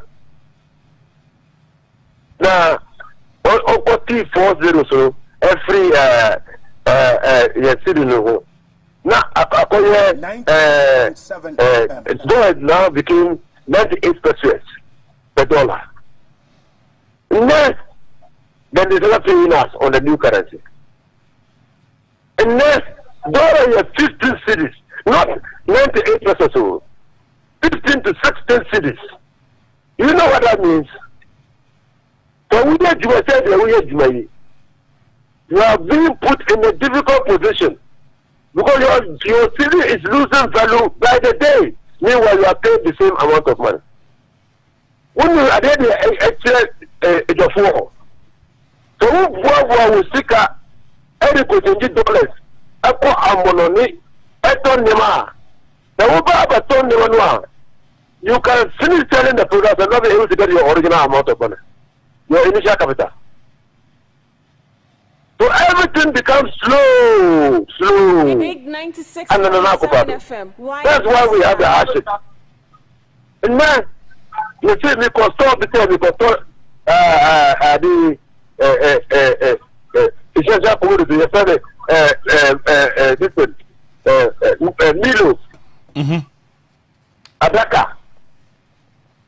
Yeah, Milo, yeah. The storekeeper said, the storekeeper said, okay, now you don't know this amount of money, but every dollar no echo from no head office. And I said, I want to take now. This is the Ghana in which we are. And I'm sure people in Tokyo will tell you more. But even no fair head office. And ask whether on what to scam. But if this is not hyperinflation, tell me what that is.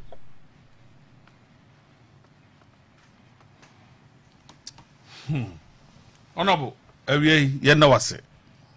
And that's it. You know what's pa. Say what to me. I check. Yeah, that's it. Enjoy the rest of the day.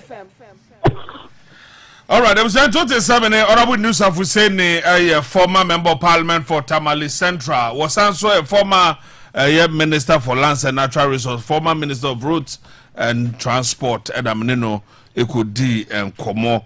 Akasima mienu na nomiensa etumi abo. Uti Ghana kose njumedi.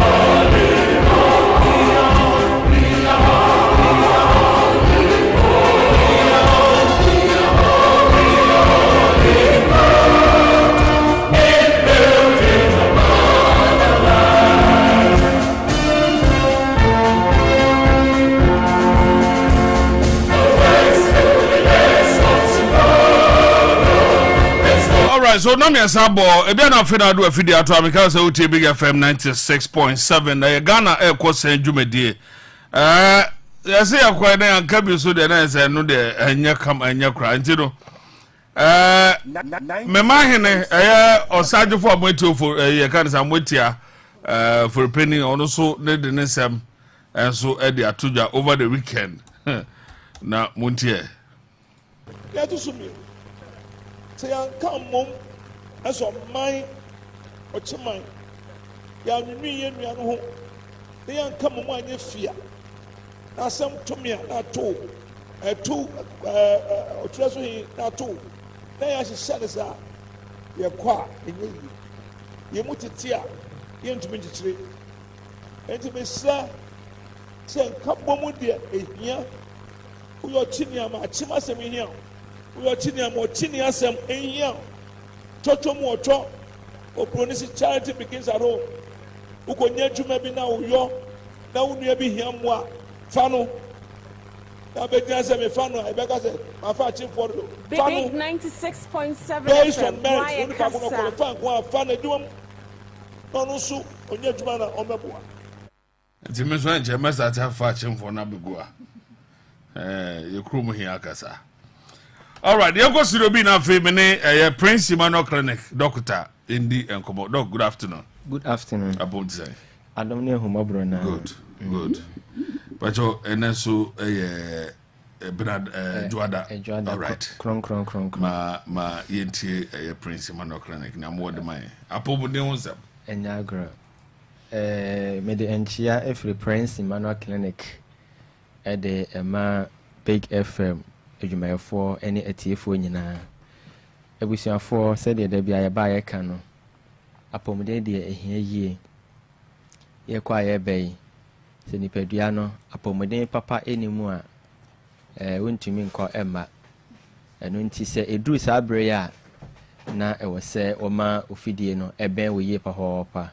Se ne be ya obenya afutuo papa na nso ode abobra Prince Emmanuel Clinic ye ayaresabia ye hwe nipadua no ema ne ti apo yade bia ekoso wo nipadua mu yade bia etete wo yade bia da oso wako emfie pii ni yade no entimi enko oba Prince Emmanuel Clinic oba ade adun ye beye e de amawo Prince Emmanuel de bia ba yensem aye kan ne se ma oduane a wodie no enye waduro na waduro nso nye waduane afei say you are what you eat ne wodie bia ade bia odi wura wo no mu bia no eno ena eyen wo anase esiesie wo ma wo eyese na woti Prince Emmanuel ohwehwe ye ya obehu yen ewo apramodo efre ba bi abebe bom number ye didi dwuma ewo ya so ye no 02099420066 02099420066 02099420066 number any number ofra Prince Emmanuel ye beje wo so afi hwehwe yen ewo abebebom apramdo ye adwuma efri anopa na wotwe ekosi anwumre na onum anopa na wotwe kosi anwumre na onum juada ekosi efiada se Sunday nso obade adom na se onya bre nso a no nso ba beto ye ewo ho no mo ebusuafo se de medi kan ye no apomuden hia ye papa ye kwa ye bei apomuden na de ye kɔ na de ye ba se woni apomuden a ontumi nkɔ ebinom kɔ na eba no ontumi enkɔ emabi inte wo se ye hwe apom eyie papa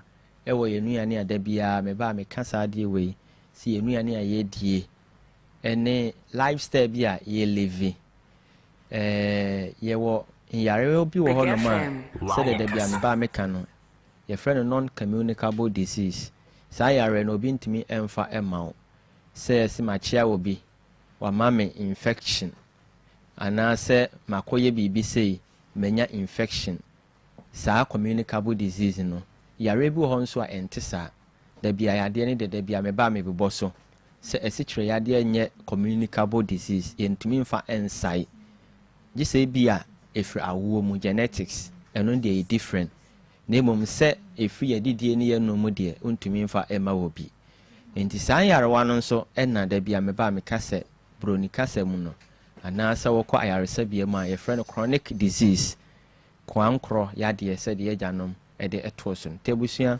eno na ene ekoso ewo ya asase we so me message de da bia ba ko na sehwe wadidie yie na afei ehwehwe onipaduam hwehwe onipaduam na hunu sene wote bia etie onipadua ni mu omogya wa ahoden ana omogya ni ahoden afei cholesterol aba omogya mu ana se empo uric acid saa niema na ekoso enompemu yade no ene entinimu yade saa no me nyina eho hia a ewo senke ye routine examination enkada ne da nyina no bi ho no ma 1 month bia ne nka wakọ check saa niema no na wanhunu se na menipadua na tebia na den etie saa niema nyina no yenya fi yenu ane edie mu enu tie ya na ho hia pa se ye behwe saa eniema no afei infection ekoso yie pa infection timi koso yade bebre especially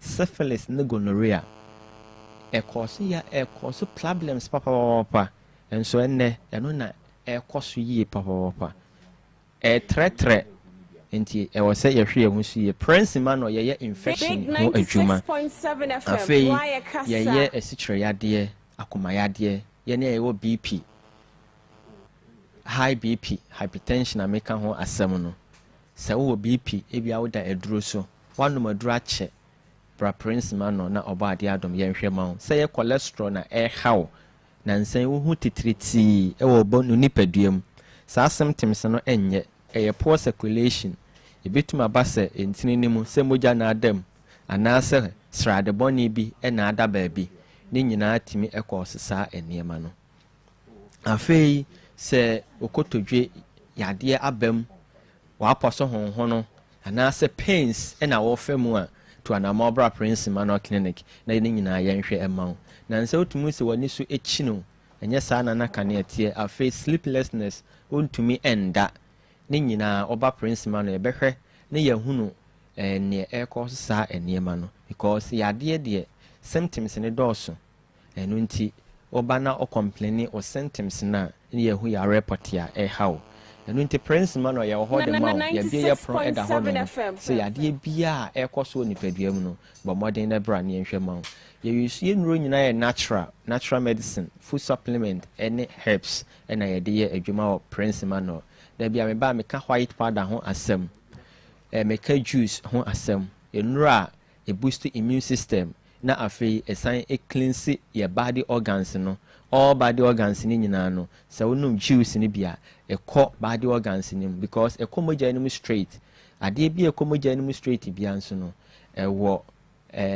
impact e wo your body organs ni so da busua juice no ho e twen cause ene yenu ane ayedie nyina efi edorian broni beka no toxicity we are ya deposit a lot of toxins ye kwa ye be yenim to bohunu no bohu se na bibia siw ha ensa hodo bi esisiw bohu na afi eniema bia ka unhunu wo nipadua ma afuna na eba ni nyina eye toxicities a ekoso toxins a yenya free enuane efi ahodo bi a yemfi ani nhunu a yenya free enuane nimu no ni nyina timi eba moja nim ema ebe hayen enu nti unya sai juice ni bia ebe cleanse wo body organs no obu ono ma or chronic constipation ayam tim den pa na ewo no so enye ade papa brabeji juice ni bi na empegel na detoxify body no na nya free afei immune system no so ehu hia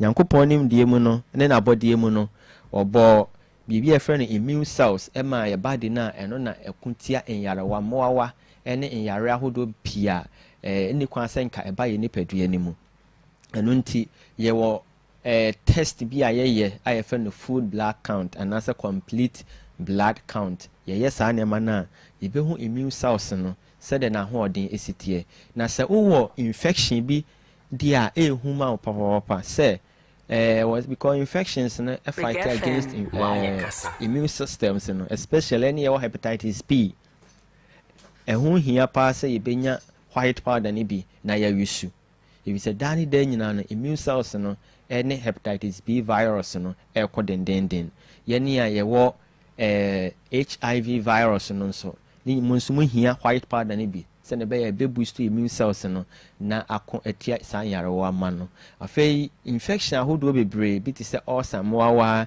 typhoid mmoawa ɛne mmoawa aka ɛha yɛ nipadua no afei syphilis ɛne gonorrhea mmoawa ne nyinaa yɛ nneɛma a ɛkotia immune system afei efrɛ bi UTI urinary tract infection yare mmoawa a ɔmo didi ɛwɔ yɛ dwonso twaa ne mu ɔmo nso tumi de kidney problem ɛba ɛno nyinaa yare mmoawa a ɛkotia immune systems no ɛno nti daa ne daa nyinaa na ɛho hia sɛ yɛbɛ boost immune cells no na body no enya ahoɔden number a yɛde dwuma wɔ prince manual sɛ wopɛ sɛ wɔba hɔ no mu anaa wohwehwɛ yɛ kyerɛ kwan a number no yɛ 02099420066 02099420066 hwehwɛ yɛn wɔ apramodo abɛn bɛbom number yɛde dwuma no adwoada ekosi efiada ne saa mmerɛ no nyinaa mu ɔbaa de adom ɔbaa obenya ayarehwɛ ɛwɔ Prince Emmanuel Clinic abusua ne yɛka nyinaa ne sɛ ma ɔduane ɛnyɛ waduro ne waduro nyɛ wadurane afei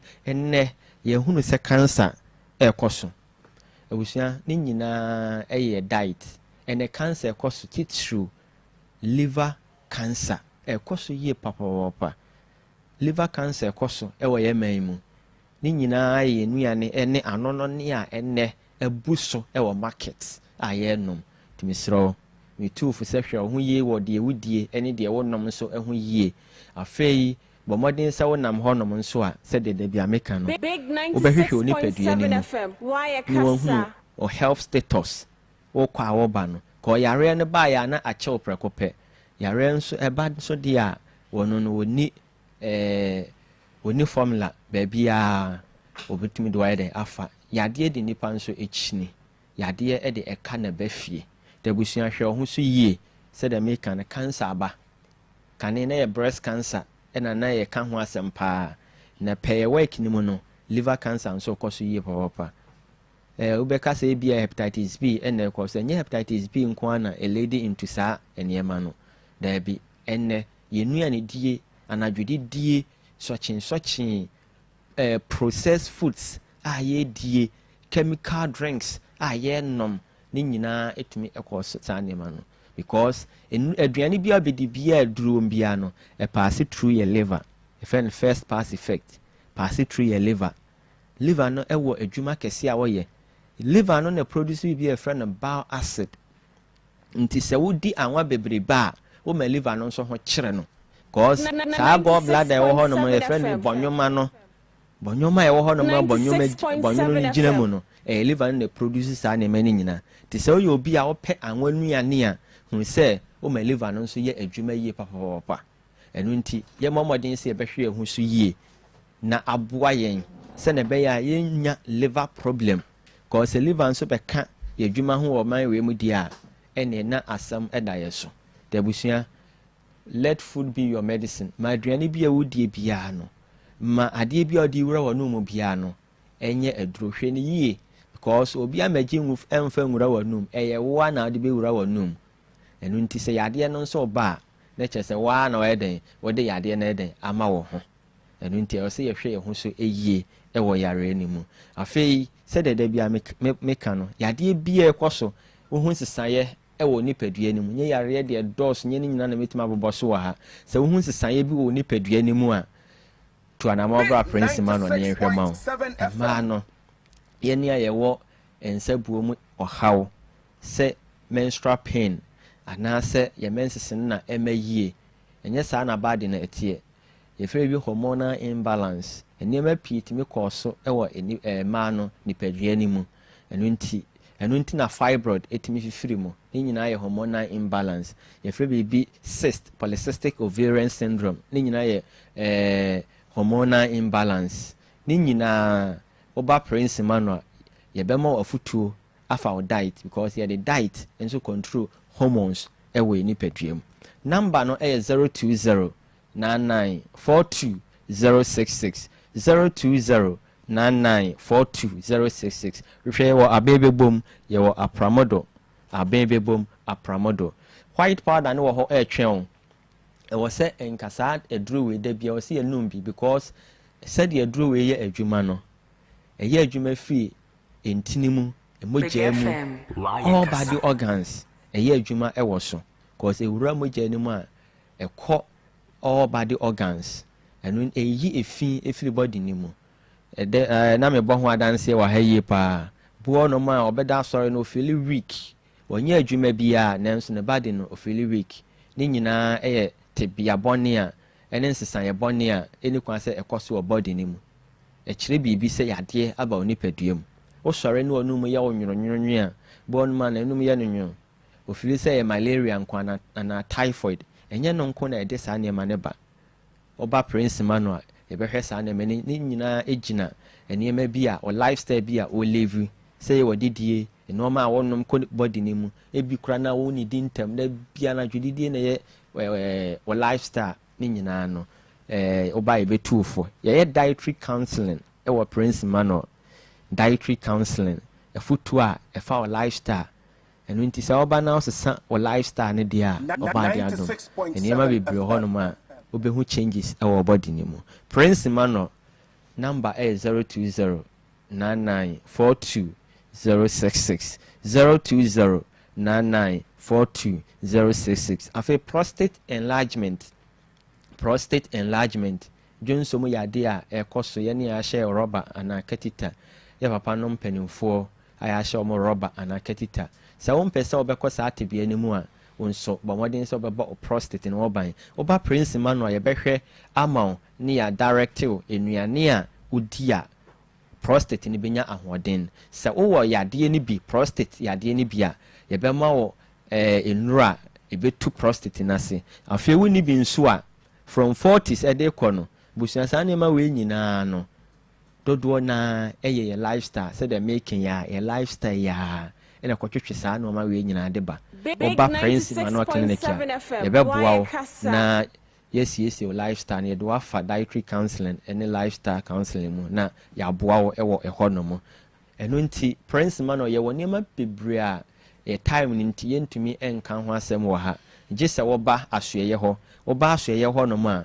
wɔba abɛhunu adwumaso a ɔba ade adom yɛyɛ no ɛwɔ hɔ no mu fa number no ne tu anamɔ ɛbra ɛntena se sɛdeɛ da bia meka fi sɛ yadeɛ ɛyɛ stages from stage 1 to stage 2 ne kɔ stage 3 ɛyɛ na da bia no na ɔwɔ kidney problem no yɛsɛ ɔwɔ stage 1 yadeɛ bia ɛyɛ stages ɛhyɛ ase afiri acute ansa na bɛduru chronic ɛno nti sɛ wohunu nsesaeɛ wɔ nipadua no mu sɛ sei na meteɛ afei kane sisi a menti bi mehwɛ mahoɔden a sisi a no mede nam hɔ nom a ɛmmoa wonante a na wote hem so wogye ahome ntɛntɛm gye sɛ wotena ase anaa wonante kyɛ na w'ani so biriw wonante kyɛ na sɛ wo nan no ayɛ titiriti asɛ twahwe ɛbusa kasa meka ɛdɔɔso nneɛma pii na ɛkɔ so wɔ nipadua no mu a yɛntumi nka ho asɛm nti sɛdeɛ da bia meba deɛ meka ne sɛ nsesaeɛ bi a ɔhu wɔ nipadua mu no bɔ mmɔden sɛ wobɛba prince ma no ne yɛhwɛ ama wo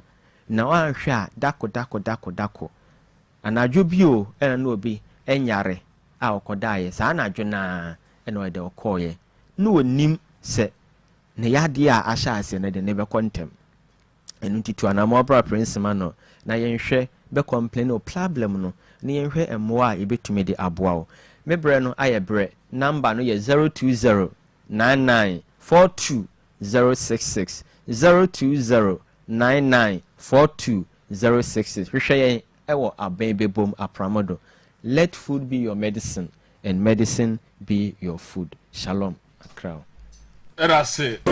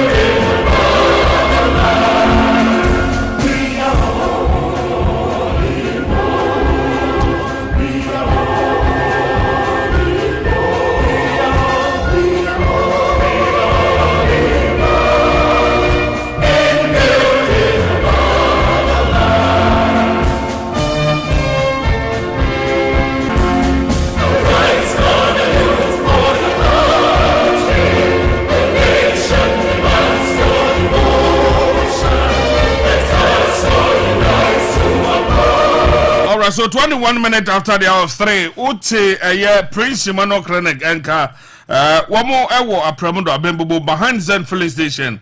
Numbers are between 0209 020 99 42 066 020 99 42 066. Oh, from one more so ebejo so Big FM why KASA Christo promo no jubedie no so egu so ekoso say oh sorry anase o preachi e wa sorry dem open platform etumi aka radio asem patron no etumi akọ akira akonya we abeto e de ama for Big FM penifo na woni omunya hyehyeye na omomo akonya no na tumi ensoso ebe ka radio asem o ye dwumade bi wo waso dem na pese o mbefa no free e de ma so a o from a wo no obedi ehu enkomo.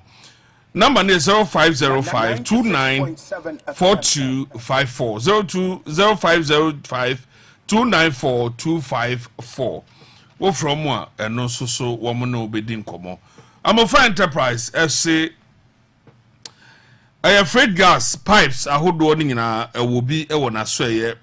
Your freight bottles, condenser evaporator, dressing mirror, your sterilizer machines, your hair dryers, your barbering and hairdressing salon chairs. Your office tables and chairs, your orthopedic mattress. We are both brand new and second hand. Nina Amofa Enterprise and Akofa Diaba from US of A. Bomade Nama Wosa into me and Kebi Sanse and Nema Apapa and Wakofa Ediabe Jamaso. Tis our channel to member. Friend line no I was 0244 4460 64 0244 4460 64. Obejoso. We had a Jakwan El Takra de Yanebenya pharmacy no and a dear. I'm a fine enterprise, so say buy quality and so you can save more. Kel Chaco 2 piece papa. On Sakebia no sube to me abuao and my bibia to me akonkai. Kel Chaco 2 piece. Dodo anwa and only 2 piece that will be a to me so mint and the flavor no so ya kama na wow. Tabia Herbal product has also become a household name and no be a pebi e de akoni fie ya de ahodo a edokro dipa na ebetube tu ase de ama pa eye Tabia Herbal mixture Tabia Herbal capsules na Tabia takum miensa so ba obu nsa ote ya o na nteka kra no wabre wanum ato muntumi ndidi de dwane so ani kra wontumi ndi wahode wompam akofam mre ma wontumi ahode no enhyada nkwanim bomode anama osanka Tabia wo mundo no ebia betumi aboa obi a wonya typhoid fever malaria echewa ojo ho anje edura beboa na American food ama Tabia Herbal product beboa pa so ko Herbal centers ahodo no obenya bi bia abekwa wonya bi na ese drugstore na fe no maba mo penudo to dia friend e was 0245 749204 0245 749204 wo from na chese wo mo de begu ka mu na wo mo de abrel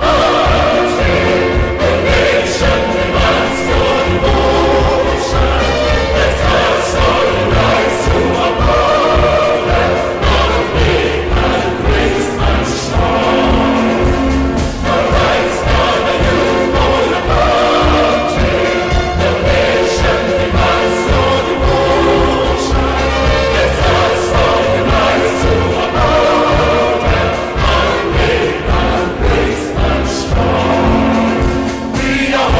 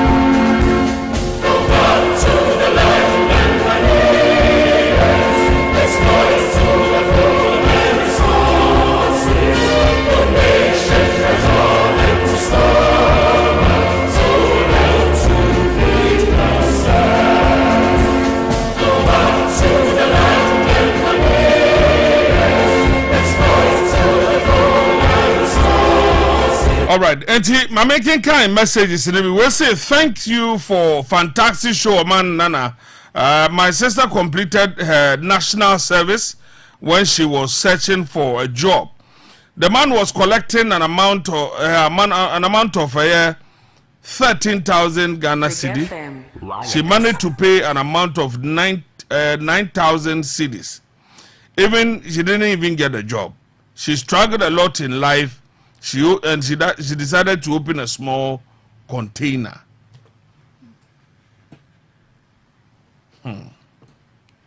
Yes, no. This one says, I meant 40,000 Ghana as bribe for enlargement. Also, enlargement on what? Mejedu. Okay. The guy is really speaking to our corrupt system and leadership in Ghana on our behalf. These are the big brain the youth of today must listen to and act accordingly. Oman, we are doomed. Our judiciary is no exception. Few months ago, I was asked to pay 4,000 Ghana cedi for my junior brothers enlistment to Ghana Armed Forces. What a country are we purporting to build? May God help us. Good afternoon. We say good afternoon, senior. Please, my name is Lord Kibo from Fijai. Only God can save Ghana, not our leaders.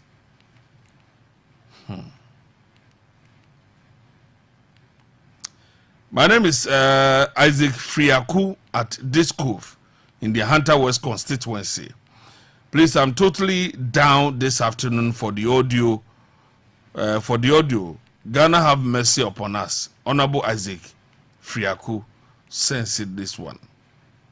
We see each man for himself, God for us all.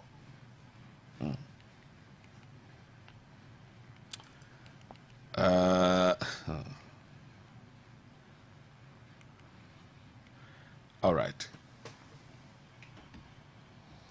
Now, Big 96.7. Pardon voice down. Okay, so you let me do this one.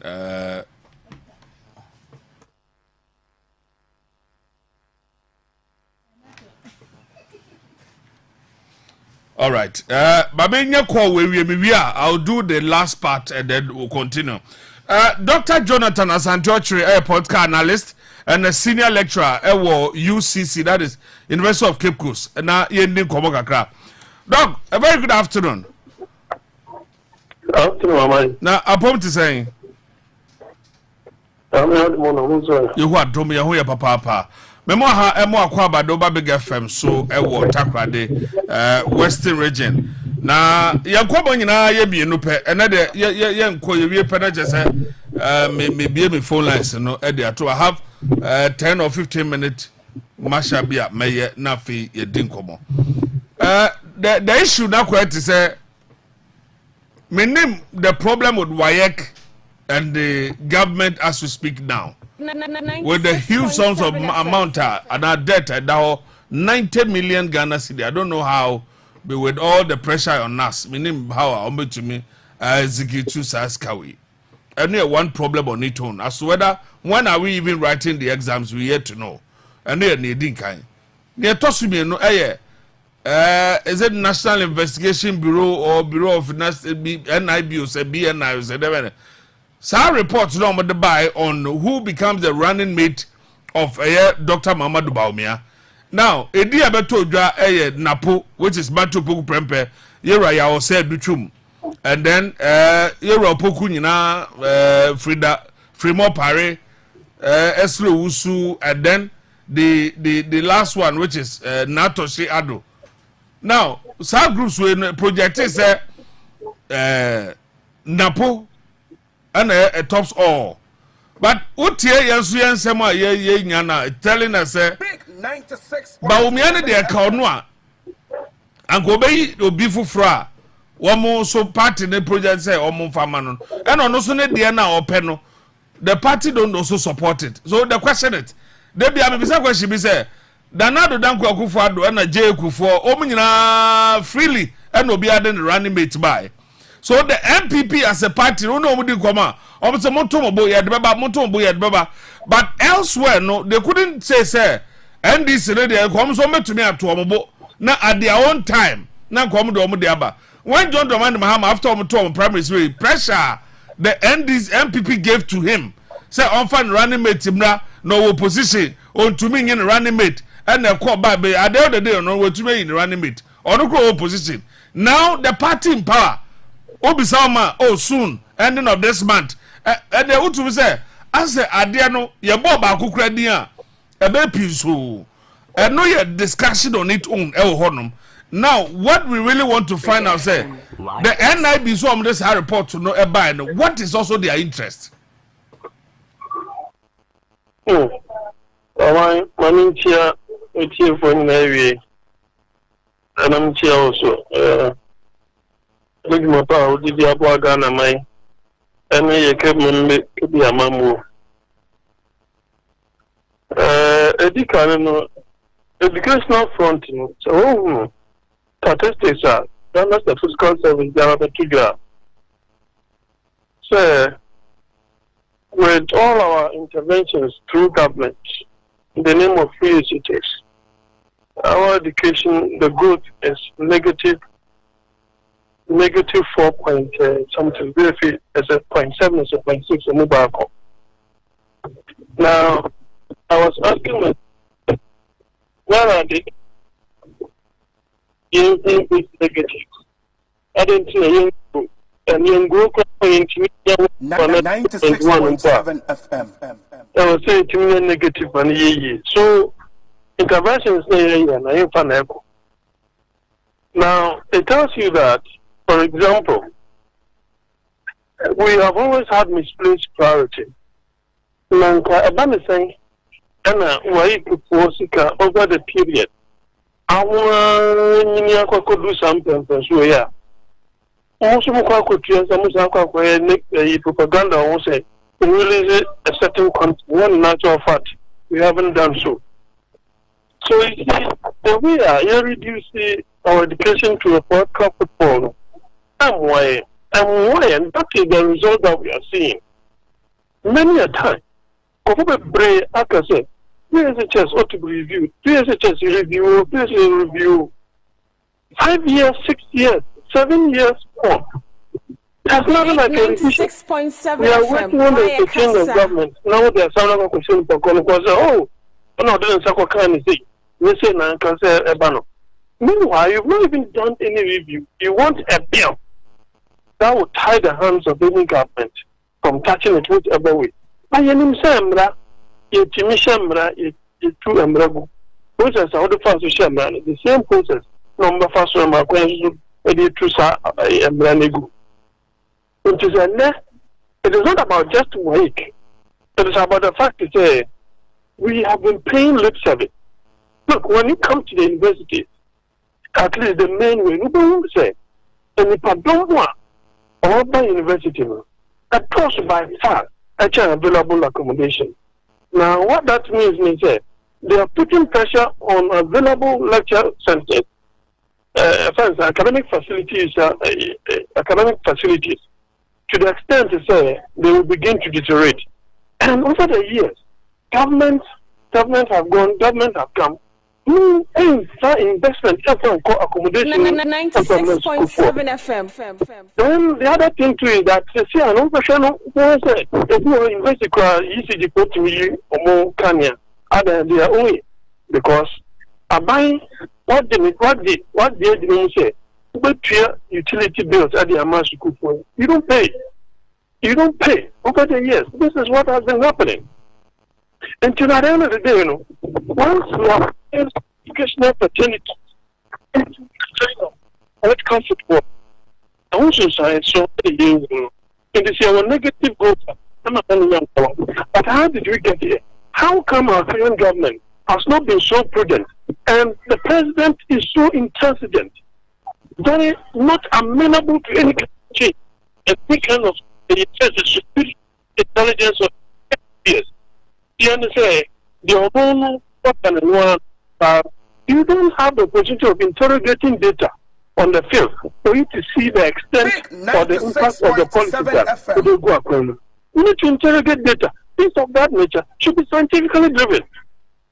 I know why I didn't know all this while into Muka. Baba Yarula Balloon say, other some Betrana or Montreal. It's a shame. It is a shame.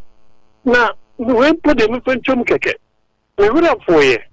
Ghana Black Stars, Echo Mali. Echo Bobo Mali. Shopkitcha met a pitch. This is a country that is run by military juntas. Military juntas are running Mali now. Chef football pitcher, Ghana Black Stars, and the Central Africa with Madagascar. Yet, back in this country, all because you can speak English. This is brother. We don't have leaders. And can you paraphrase your friend say, the payment becomes a problem. If indeed that has been your priority, so move back to the area. How come? And yet something else happens. And the government, the president, will have the effrontery to tell us that GSR, GRS, among Ghana Revenue Authority, one country, SMF, among downstream monitoring. Why? This is a president that begged this country, the citizens of this country, to vote for him. What did we do wrong? What did we actually do wrong? That idea of Makase and Pembe Breno, Obi Papa, a German penny, I would be a initial man come and deal with Penny, and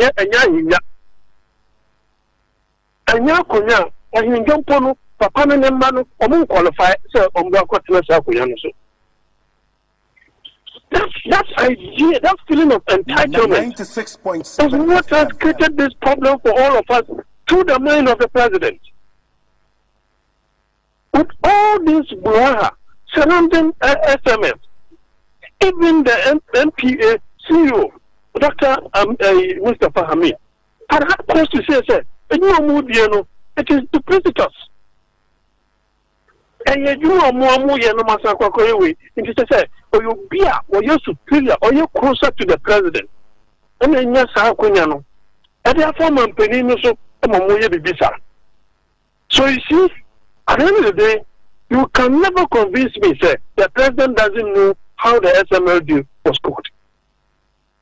If after all of this, with all this calculation by Simon Samia are demonstrating on the media landscape, both radio and TV, showing you, sir, this is not value for money. Big 96.7 FM. Why KASA? You have lack, you don't have respect for us.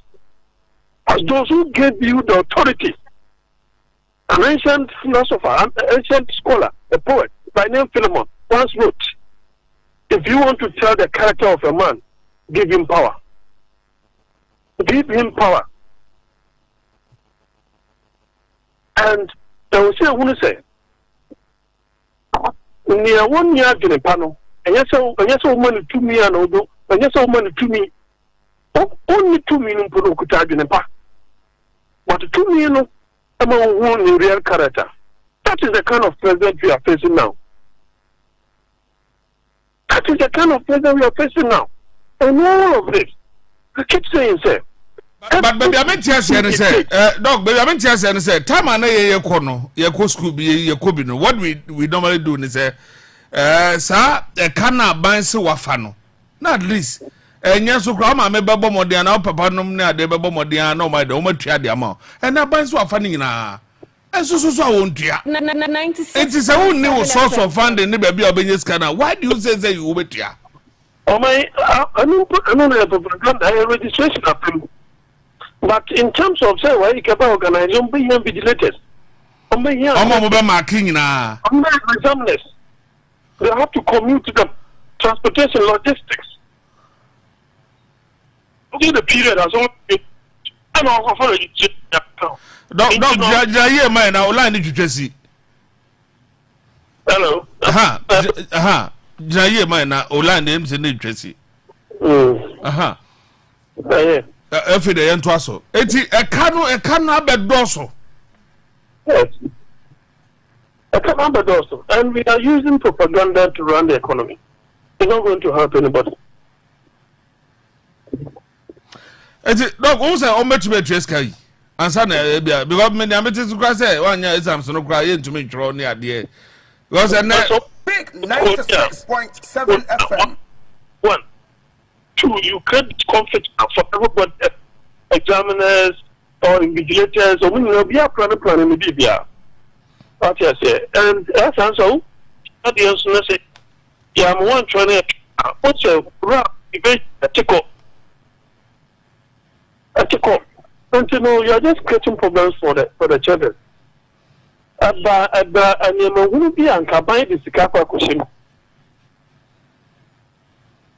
What I say, combine the Sikapa question. And you know, when you are no government must do the needful. And I'm sure saying Qualano has the right at the published date.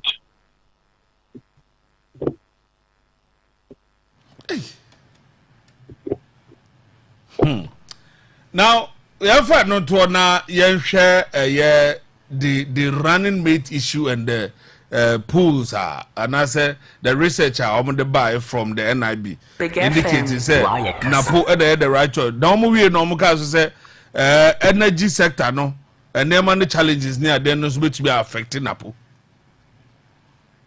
Oh my. It's not a broken record to say assembly I can't assembly. The selection of the running mate. Yeah, as if that is even the one running the race for the party. To the extent to say the indecision on the part of the leader of the party now has forced an NIB, a National Investigation Bureau, to conduct a poll. No, crowd, Ebiasida, say. NIB omo krom hayi ene omajumedi obudi na afed omo research as to determining who becomes the running mate for a political party or a candidate. For example, in the 2020 I got them 96.7 FM investigation about the chances of the government and the MPP in the 2020 elections. And the information I'm say, before the elections, the scandals were too many. And you said that the goodwill had eroded. So government had to quickly come up with some interventions using the name of COVID. The water and electricity intervention. According to me, they were influenced by the research that they did. And COVID it was influenced by a research. Big 96.7 FM. Why KASA? The government of President Akufo-Addo was built for one term. They were more likely to lose the elections. And you say, people who are pacified, one way or the other decided, okay, party now unpopular among the electorate, So they punished them in the parliamentary. Then, with the use of the 3 SHS, as the usual refrain in the campaign strategy, wow, man, penny crime be so. I'm a man. Now, research among us generally about one thing in the social media, actually, the allowance given the trainees and those things not work. And then free SHS policy will not work. They must come up with something new. And you know who said? About me, he is struggling. He is struggling with a particular way, a bit sink it down well with the people. So what he's been doing now is to look at the people and give them a kind of promise that will resonate well with them. But the problem is, do they believe in him? I don't know. They will share business for no. You saw what they told him, and they did the comparison to him. They told him in the face They told him in the face. So you could see that all this one, all of these things, in terms of who we should choose. Because my culture said, if it is Dr. Napa is not a novice in the MPP. Who Dr. Bami, Obertuno. And to say, the research will come there. If you have to go by the researcher, then it means that Dr. Napa is even popular than Dr. Baumia. It's even more popular than him. Mm-hmm. So, my position is if it is Napa and any choice, it should be would have taken him long time ago. Because you want to resonate the grassroots. The be a checker one. What you need to do is to take that decision early enough. In the background. Don't do it in the media. So that all of these people will come on board and support the party to see whether they will be able to break the even. But you see, Dr. Baumia does not have a free hand to take such a decision. Because that behind the culture say, as long as Professor Unyinadi Ebemuno, it tells you say, the one who is the overwhelmingly popular person among the grassroots is not the choice of Dr. Baumia. So that means we will not have a running mate as we speak now, because say Bosumu Wesu Kone and 24th. It's a Bosumu Kone years so dear not a mad and the minim da one person running mate, no, as who become the running mate for Baumiano, Ebe Babonte. It will be clear. It will be clear. And what Nobuama Tumi now to say, maybe I'm a catcher say, Dr. Baumia is a tenant trying to become a landlord. In the house that the landlord has children, it's a difficult task. You see, let's face it, Dr. Baumia will be empty and naked without the support of the current president and the achieved support base of the party. Ah, really? He will be naked. No, it's not because or disrespecting Nana Dango. Is it because Nanado brought him into that or KASA OT and Nana? Oh, certainly. He's still the president. But you are now the flag bearer of the party. You are now the flag bearer of the party. One MPP Frank and Kutas is here. His own is over. You are the flag bearer of the party, but he's still the president of this country. He's still the president of this country. So that in itself is also another, problem altogether for the party, how to deal with that issue, because Adebia Mompini Ebayen, but about men can say, Unim one thing can just where you meet, no way driver. That analogy, maybe you should just tell it to the Marines. So SML, Mompini, I'm a GR4 to Mr. Monsanko. Don't quite downstream on it now. Dr. Baumia cannot tell us he's not in agreement with it. He cannot. Nobody tells where your president only advise when you say that the president who has vowed that he cannot agree to the fact to say Nipa will defeat the Christ and that's somebody winning election. He's not ready to hand over. Maybe I'm just paraphrasing. Maybe I'm paraphrasing. So what that means is that the president will have to do everything possible to ensure that the Baumia wins. And that includes the decisions he makes in government. If SMS scandal has affected government, it is affecting the Baumia chances. The city that has depreciated so widely against the city is going to go against the Baumia. The Baumia is part of that. You are even in charge of the current management team. You went out there and touted the cleverness of the team, which means to say no mutitma. So make sure the team comes back. Current finance minister is telling us to say after my negotiations, you don't win your city in the bay. When you save this, you save that, and then you drifted into political propaganda using econometrics. No, please. I expected him to do far better than that of the former finance minister. But to degenerate into some kind of a political campaign after securing a deal that is just to ensure that you don't pay your debt. And all of a sudden, the economy is going to be. I'm waiting to see how much the prices of pepper, tomatoes, gardeners, onions will come down because we have had a deal. Those are the basic things they don't get. But whatever decision the president will take, the vice president is now the candidate of the party. Is aware. He is not a mate. They are co-pilots. Baku bra, baku beshem, baku nuwa, baku take over. And especially when it comes to issues of the economic data, the president will not say. So you cannot do away with Dr. Baumia. And whatever effect and impact that we are facing in terms of the economy, in terms of rent, in terms of fuel prices, Dr. Baumia, you have a hand in that.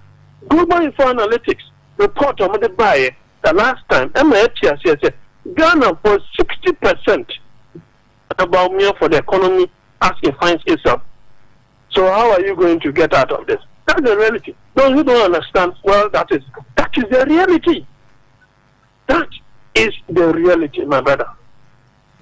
So you see, with the poll near the end, if you come back to the poll, I mean, it was not necessary that NIB got involved in something as controversial as this. Because now people have been asking me questions. What's your motivation? I told you. What's your motivation in doing that?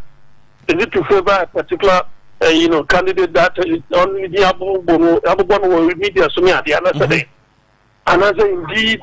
I mean, how is it necessary? Does it have a national security implication? For which reason you have to use state resources to conduct such a research among MPP levies? And I think that what Blackwater said, we need to get to the bottom of this as a nation. As a nation, we need to know why NIB, a state institution, unless they say, yeah, it's an abuse of power or it has been bastardized, and I say we have people who are MPP oriented, heading the affairs of the NIB, for which reason they will do that. And my point to you is that why would they even put it and leak it in the public domain? It is very uncharacteristic of the operations of the NIB. In terms of information here, every election year, NIB, a year research at the government. Every year, but why was this one leaked? Even if it is something, it should have been privately consumed. But because of the propaganda associated with it, that is why they intentionally leaked it. Because McCarthy was your one report, but you will never get the report. They can give you snippets of the report, but the entire document you won't get it because they have a chain that they operate with. I see. So this is an embarrassment that you have a state institution as secretive in terms of the operations as this who get involved into some kind of partisan stuff. Then they must as well do it for all the other political parties. Now, we're talking of delays. What day we know guys about me UK or Dini Juma ewo hono money adie. What's the day we or no hano be affecting the campaign and now say the MPP as a whole because where you committee or the manifesto committee or more planning a draft of manifesto near there. But as you speak, no running mate. It is individual responsibility. Why KASA? We sail together or we sink together. In governance, individuals make decisions to affect the corporate image of government. So individuals, some take decisions not affect the corporate image of government. Now, as an individual, I say we take a decision so that it will either bring benefit or a disadvantage, whichever way you look at it. You have to choose one of the two. And whichever way you look at it, it's going to affect it. It is going to affect him, it will affect the party as well. The main problem that affected. It's about the healing process. The healing process. The healing process. And not only idea, yeah. Because when Jimmy is clear, then you know that your doom is near. Already the dynamics currently are different. You have Alan there around your neck. 96.7 You have Cheddar also around your neck. And the youth are drifting towards Cheddar and Co. And these two are not like any other. They are very resourceful. They have resources that they can claim. And unfortunately for the party government, it is at your stronghold. Your stronghold. And as I know, the government is not in a good state at all. At all. At all. And I say, Dr. Bameka don't convince me, say, Dr. Napo is a stress. Because if that were the case, Napo is not a novice. He is not a novice in the party. He's a political stalwart within the bulwark in the party. And the new friend of all marketing. But because you don't like him, you like somebody else. That is why you have delayed. You cannot tell me, say, Dr. Bamia from the northern part of this country. You know that the foundation of the MPP, right, is solidly within the hands of the Ashanti by virtue of numbers.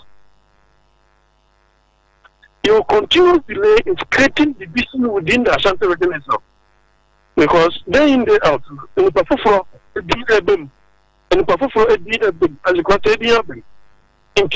as you continuously do so, let's say you're creating problems within the Ashanti region. That's it. 1, 2. You come from the northern extent. With your opinions, you are from a minority tribe. You are from a minority tribe. In terms of numbers, you don't have it. And you want to take a decision. But you mean they are broken. Complementing. Now, but they are also or no, as I said, amount. So, in terms of numbers, no better than I said. Ashanti region is disenchanted. There is a huge water apart, according to the global analytics way of the buyer. And even according to a friend of mine who put this research, if you remember, even that one, he gave a certain youth a year for your own decided idea. Why should someone who is affiliated to the NPP be undecided in an area that is dominated by the NPP? It tells you that they are pathetic and they don't want to align. They feel ashamed of the very party that they all support. But in Crawford, Sovereign Numu, Edina Womu, Matupoku Prempe, Yaose Duchum, Apostle Nina, Fremont Pare, and then Yeslo Usu, as well as Brana Champo, Gredu Bebnani Dium, and you can say, Nato Shiado. I don't know Mubia. Because Mumbia who are boarding that, I don't know Mubia. Especially Naponu Krayabunidino. One thing more Mubia say the party, the owners of the party are rooting for Napo. And all the other names are inconsequential. No, but I don't know, Mero, I don't know, I don't know, or Nipani Tukaino. The party says for any person call. But no so said that maybe any person. They must look at this political future. Or some of them a political future. He should be able to pick someone which meaning through. So in 2024 elections now, on free and synergy, emphasis on one. So like stabbing him in the back, can I say? Okay. Stabbing him in the back?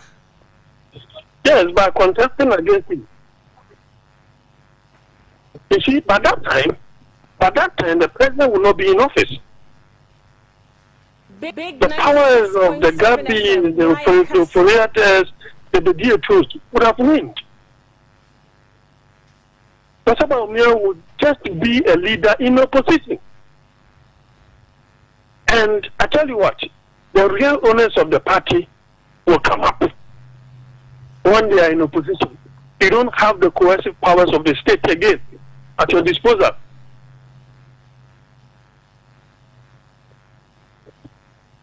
So he very strategic.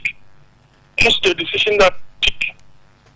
Listen, they say then a party problem because kwaya say and we say me farmer, we say me faha, we say me resi there.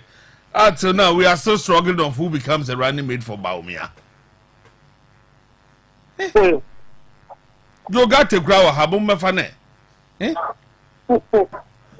You got to grow a waba crowd constituents. Mefane. Who said the Obuye there? Say, you are Shanty region now. People could not support him. Dog, apart from you are a political science analyst as well. And so, what about me and Open Wine? Or like Open candidate, because no person, you can say, Kennedy accompanied Japan, and also on the own to meet. Because on Open Canadian, it's on ma. It's about me and I got an open wine. Well, the indecision on his part is his nemesis. The indecision on his part is his nemesis. Take the bull by the horn. Let people talk. Find a middle line. That's it. Because whichever way you look at it, you have to make a choice.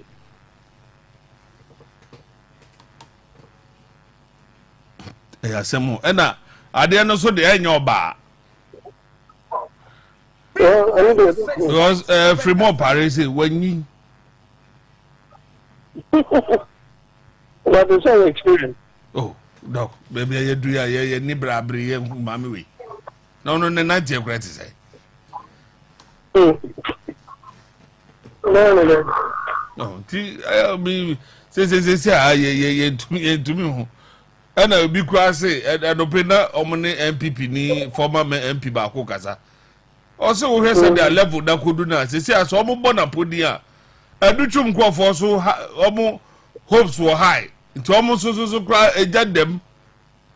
Oh, I won't put that has so much of a problem than the original chairman.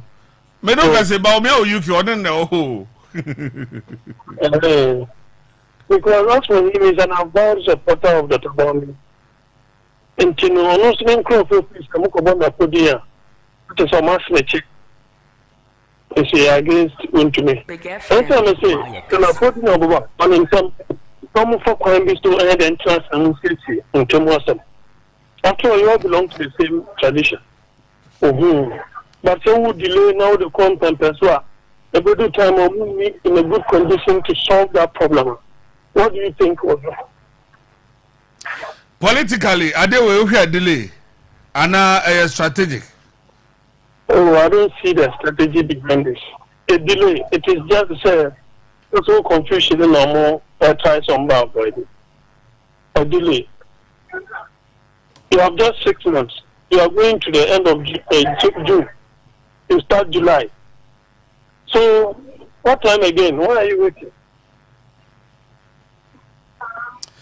Dog, Mammy phone see them in the was all right. I'm sorry to summon a Dr. Jonathan Asantotri, a political analyst, and a senior lecturer at University of Cape Coast, and I'm Neno AD and Komo, a Ghana Air Course saying Jubedia so. No, now about Pao Sema a year in Num. On that note, Mammy Trami Huamra, na meba, and Komo be or hot, but Chese we are sina kasana de chese what one na say ebi aye to no ma ye say na de yanti asem dabi voice bi obi dey send me na minim the way I na nipa bi adwene we have be say me so na say voice am boy the guy mentioned 3 people 3 or mention political leaders, religious leaders, ya suffer num, ena hemfo. Chief chiefs omo ye krom ye man mu ha sei 96.7 FM ebra ye bra nyina ye sa nipa miensa we political leaders religious leaders and FA chiefs any a problem e okroma and one after the other I will show the reason why nipa miensa we ekuekuo miensa we any a problem ye bedu baby ayedu me tell you so dey am ka say pastors are they are even failing us baby a hold mama anka bibi ye wa e wa bonte a obedwane akono e don ma me fie possible bi na start say when you go to school and you made mistakes the teacher beat you and you still go there and we say there abo na what's uncle I don't want to fie na won sua de irrespective of the teacher na ye ogwa oni ade nya you still go to school in the church but bisa say the church no ye kono are they doing what is say so awrade ani ana 96.7 FM they do things for their own where and also for be jan hotab o go do baga just say why dem dey wosoro obi ti aso dem o pe 200 100 Ghana cedi e dey akofa kutuo Pentecost University here for the see enye Pentecost for the see Presby University here for the see enye Presby for the see Methodist University enye Methodist for the see and so say o mo madu do say na co school onum o kira wo don beti. Someone sometimes says that the church they are failing us. People don't get it.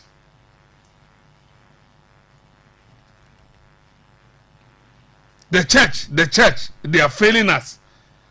I am for the baba or here to me to as I said the man pa be miensa and nine na to kwesi e bi to me fa hu or here na e de na ba ne so o memma kro no enye yie no oni pa se wato asase de ama we and so obesa to ama we who ye leader Big 96.7 FM ye pedi for them say other than Wahab kan no me say ye judges majority leaders in parliament your president ye pedi for mo that the kueku anu no go and check the schools of boy ko check it, go on records na ko check schools of boy now why a grade system now they will be equal to grade A grade B grade 2 grade 3 ABC omo mo ko D ni na ya to say yes man ke before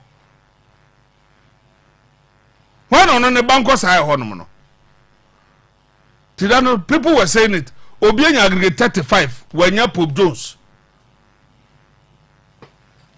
school year wo Kumasi when ya 35 obi anya grade 10 onye school yanya papa Big FM why KASA and I'm not sure things are okay no lady be so dey say era me kana de chene yanti asema obi so asem na ode abani we are see DNA raises all eyebrows all over Ghana. When it's about DNA, everybody's curious. Because the stories that has been trending about DNA, my goodness. Tonight, I have a lady in my confessions booth, and she says she's done something unpardonable, and it's got to do with DNA. And I am ready. My ears are actually itching wide open, but my lips are sealed. I'm not here to judge. I'm only here to listen. So we'll learn a thing or two from it. My lady, you're welcome to Confessions. Thank you, Miss Nancy. Now, your confession, your story. I don't know whether to continue the marriage or not. I exchanged his DNA results. I work in a hospital and deal with different patients from different walks of life. Some years ago, I handled this gentleman who came to the hospital with his 3 children to have a paternity test because he suspects his wife. Honestly, this man looks very good. And his children looked so adorable. And they looked so much like him. I knew instantly I liked him and wished I had him to myself. He was asked to come for his results some days after. Miss Nancy, the kids are his, but I swapped his results, and that shook this man, as the results I gave him says the children aren't his. I took his number so I could communicate with him and console him sometimes. We kept our communications up, and he confirmed he divorced his wife after some time. One thing led to another, and we are now married with a child, making 4 kids for him. I got the news that the woman is dead now because she's been worrying about the issue since the divorce, and it's been haunting me. My husband is very happy now, but I'm having difficulty living with myself in the house when I think of the woman dying before of what I did. It's been a... All right. Enti mami chechim kakra. Then I can go for commercial break. Ne koba ni mami ne kari nyina ne se oye juba hospital bi a on person bobo hospital ne din. Enti ekoye ti se memfa se me ne mami du fie e na oye me yire. Enti no na ye wo ba miensa ya wo mo, but me suspect mana ya wo ne se omunya me ba. Enti ema me yesa bene ni mienu ma me du fie ana ma nyina ka akire be ko hospital ene nkola ne nyina ne akọ DNA test a kire ahwehwe se enkola ne ye media ana so omunya media. Enti ebra be du ho no nurse ni a okasei ena etumi ehwe se okay ohwe ohun nkola no na nkola ne sebe pa se de oka no na omo se papa no ena afi ohwe a omo ye happy family. But nearby ni mu say na ope bema no onu na siri no ope bema no ti no omo ye resource ni we no na wo say papa no na baba je resource no ti ho no na wo de pa ofa so de je papa no number ena o so ni be din ko no ka je say DNA test o ma wie enti papa no say ho no ma no te resource na no na o ka say ene ma fanasi nti o friend yire ma na yire so bai ena o mo ka say DNA test no say na kire kwala no enya me ba, all because of say girl no epe man nti no oswape ye ka de say resource no na odane no ka say maame no ana say papa no enkwala no nya ne ma ade we didim girl ne de na nyina ne say ono no de ne achieve ana say ne position ogina and say wo papa no enti na also ye bibia be ma watumi get close to the man. Enti okoso de man ne kasa debi word man no afre no chiche ne re ne ade papa no so de ahomte ejae maame no ma maame no eso koye na wono so ja nkola no ade omo ekoye maame de hu sa na woto anananom wonse do eno ma nurse ne no akonya ma wotumi ekoware papa no mo ne kura so koye wedding na papa no kofa nkola no sa de omo ba. If you hold on try. Now the lady says onye happy because otiaware na se nani age papa ne de wonim say enkola ne nye ne ma, meanwhile enkola ne ye ne ma, but a son said na all papa no na opeso go all out said be obenya ma papa ne na trenti no o said that catch papa ne say resource no emofra ne me asa nyina enye oba na papa no so gira so ena uja maame no anche na maame no free ena maame no lady ne papa no to me ware ye ene oso otiaware na se papa ne nim se akola ne nya ne dia but ono akasa so no enye happy hante no onye dey ade we won sa se bu okay won me say ye kroma won hwe there a lot of things are you see a trahane yanka anka de ens ade ncheyen ana say ye beka sa ma ade asa ma ade ache ma ade asa e ma ade ache hospital issues with nurses and how to keep secret any the way omo mistakes bi yeah amafu bebre nan aye apache ne sa omo kuta crutches all because of say nurse ni bi ne negligence bi a went to me anya no ama obi ne nan oyebubu edi say as we speak yes be the polio ebi mixi a woman to me anya draw the quantity content a e wo so obutumi use no amende ebi ebubu da fem obi medicine a ya require dem obi sometimes to be kwatra ba bi a wo bo frame man draw no me say bechem papa no obi odere call baby okoji dispensary say on friend dispensary no okoji draw no ti wo ana ni din no obi din se mame edru edema papa no on pressure but your body no ofo say ono no bibi busa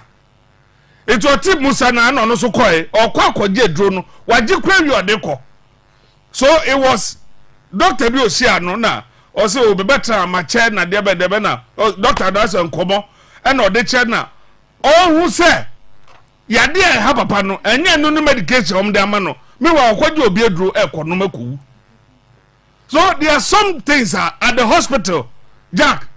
Your chance here, Kao. May I have a lot of experience on some of these things. So, I hardly go to the hospital.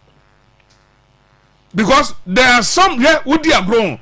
Somebody will just kill you at the hospital. Just a little medicine. You have no idea. Yeah, you see a trial near cancer. That you wouldn't hear. That no, Koda, they know. Because of the family intina man shut down could deep into the voice or the buy answer no free no because of the family ever around intina be giant now utie and somebody's negligence somebody na me yan say obi so I won't mention the hospital name I won't mention the hospital now people are going there they are that me I will mention the hospital name and so some of these things Charlie wait say yes say obi kwa wo na ya swap akola no na e de obi a wo chese e de men koso hospital ja eni in Africa especially Ghana where ensi wa broche da kwasa sebwe ensi adewe ensi wa broche da only in Ghana and adewe be si Ghana and sa nema we nyina esi hweda na sebo obi ka che efien kwanta isu ane ye hwede obi ka che maame no say wo pese wo ho towa anka wa ma efien kwanta you were fool nurse ni o so opa adwuma asema no ka che obi meanwhile ogogote afia then you are blaming the government so say wo ni adwuma meanwhile adwuma no so awonya no so awo ntere ho nye anani ekota ba bi na we the way I guess the name almost severe me na me blame obi ofa obadwuma no because those people whether you to adio you anto adio you pay them into odon kasa no obi abetra ho 20 minutes ni maybe sa na adio obenom 20 minutes o wa betra ho ye no fa ono bo so abetua nka whether you to adio anto adio obetra ma me no so adwuma ne de dia no otifie Ghana won yes ye entina kedede Japan de bi oka de fie nyansa bebu oman no because that degree no a bullshit that degree no and ko ba bia ye hute degree hunu me say yes the 1 man 2 years ebe discussing hospital issues chale and ka yale a obeda you will even go there it is better you have a doctor you can trust. That is what I do. I have a doctor I trust. About 12 crab friend whom we call Obefa. If you don't have a doctor, a personal doctor, so friend now quickly Obe who call no afa, no attend to you, udibia. It's better you find one now. Now some nurses for the master, they'll kill you. You don't even you have no idea. Oh dear, Mami ko commercial break bra. We have a lot to discuss. Hey, Yekuma, what trust ama obi ewu asesa DNA anyanya me na be mu cap or that talent o say o share no ho so anko oku no ho ene wakwaje kwala no san hwe omo because omu ni hwe na wo be ma wa brochire ese nuska na wo so dwem wo baabi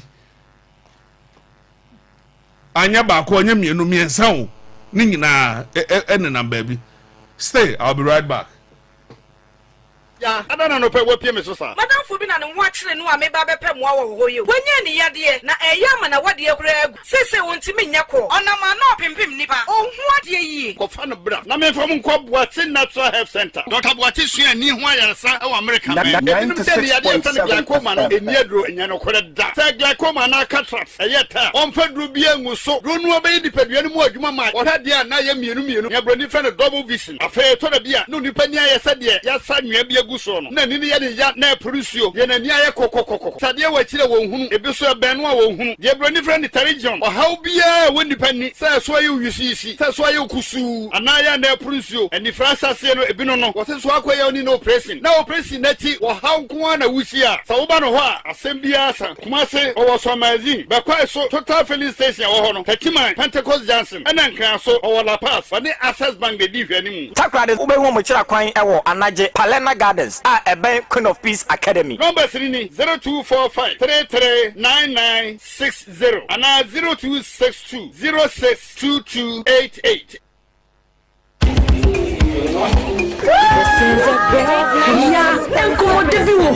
Missy, my Yazi fresh. My Yazi, boss me. Young Crawford release Yaz Country Towers Fufru. Any wow, any Yazi. A new and improved. Cotton sheets them, free panty liner, and a disposable bag and so count. That's right, FN mother bossy. Oh, Joe, crown Miriam Comodo, Ade. Ohimaka from Montamocomoso. Yes, Country Towers are free Yahudo Miensa. Baku dear Yama more heavy flow. I know you're line. And I'm here for normal. Yeah, just sanitary towels are for in by not straight. And my baby intact to him feel. Ain't no escape from sub bibo. New and improved Yes sanitary towels. Exercise. When I wake up in the morning, I brush my teeth with Kale Charcoal toothpaste. This gives me confidence all day. Anytime you meet Amma, don't be surprised I smile showing my beautiful white teeth because I don't have tartar or cavity thanks to Kale Charcoal toothpaste for its natural charcoal properties. In fact, we are like twins. I can't go without my Kale Charcoal toothpaste. That is why I use Kale Charcoal toothpaste morning and night when I go bed safe. It make my teeth white when it come out every scent from my mouth inside. My confidence level they go up, so I show my 32 teeth all.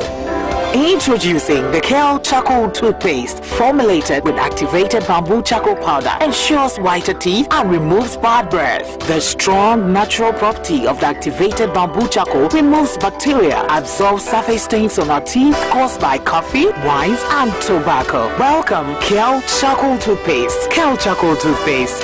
Sankofa Yenchi. Kale, happy smile. This advert is FDA approved. I'm in the Mebusia Footy, yes, or Napa, or in the Salmon Cotsy, or some hooch conflicts in tea. I would say, I'm for one sorry, now hooch conflicts are you ready? At Suwaswum, when you watch one Kasa, or some the hooch conflicts, na vitamin B1, B2, B6, B12, E, iron, na folic acid, Nanzama, or him a wapo, Madam CP, Ashimuma. Hooch crunchy conflicts. One and Opebio. Nada da will say, which conflicts on my henna pomadzan, a bibia should shodo, Naya ye so. I'm in the Mebusianti, Yekita Muche, I want the Webusia, one so me. Which conflicts or Malpomadzan Kasan Kasa? Koda, and Mano Siden cry.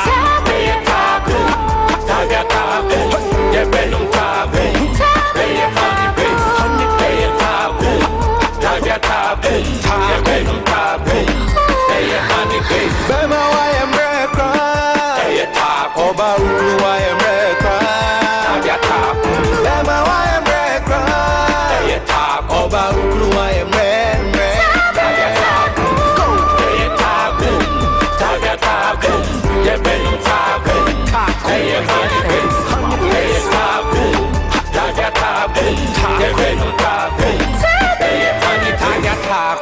This advert is FDA approved. Not recommended for lactating mothers, pregnant women, and children under 15.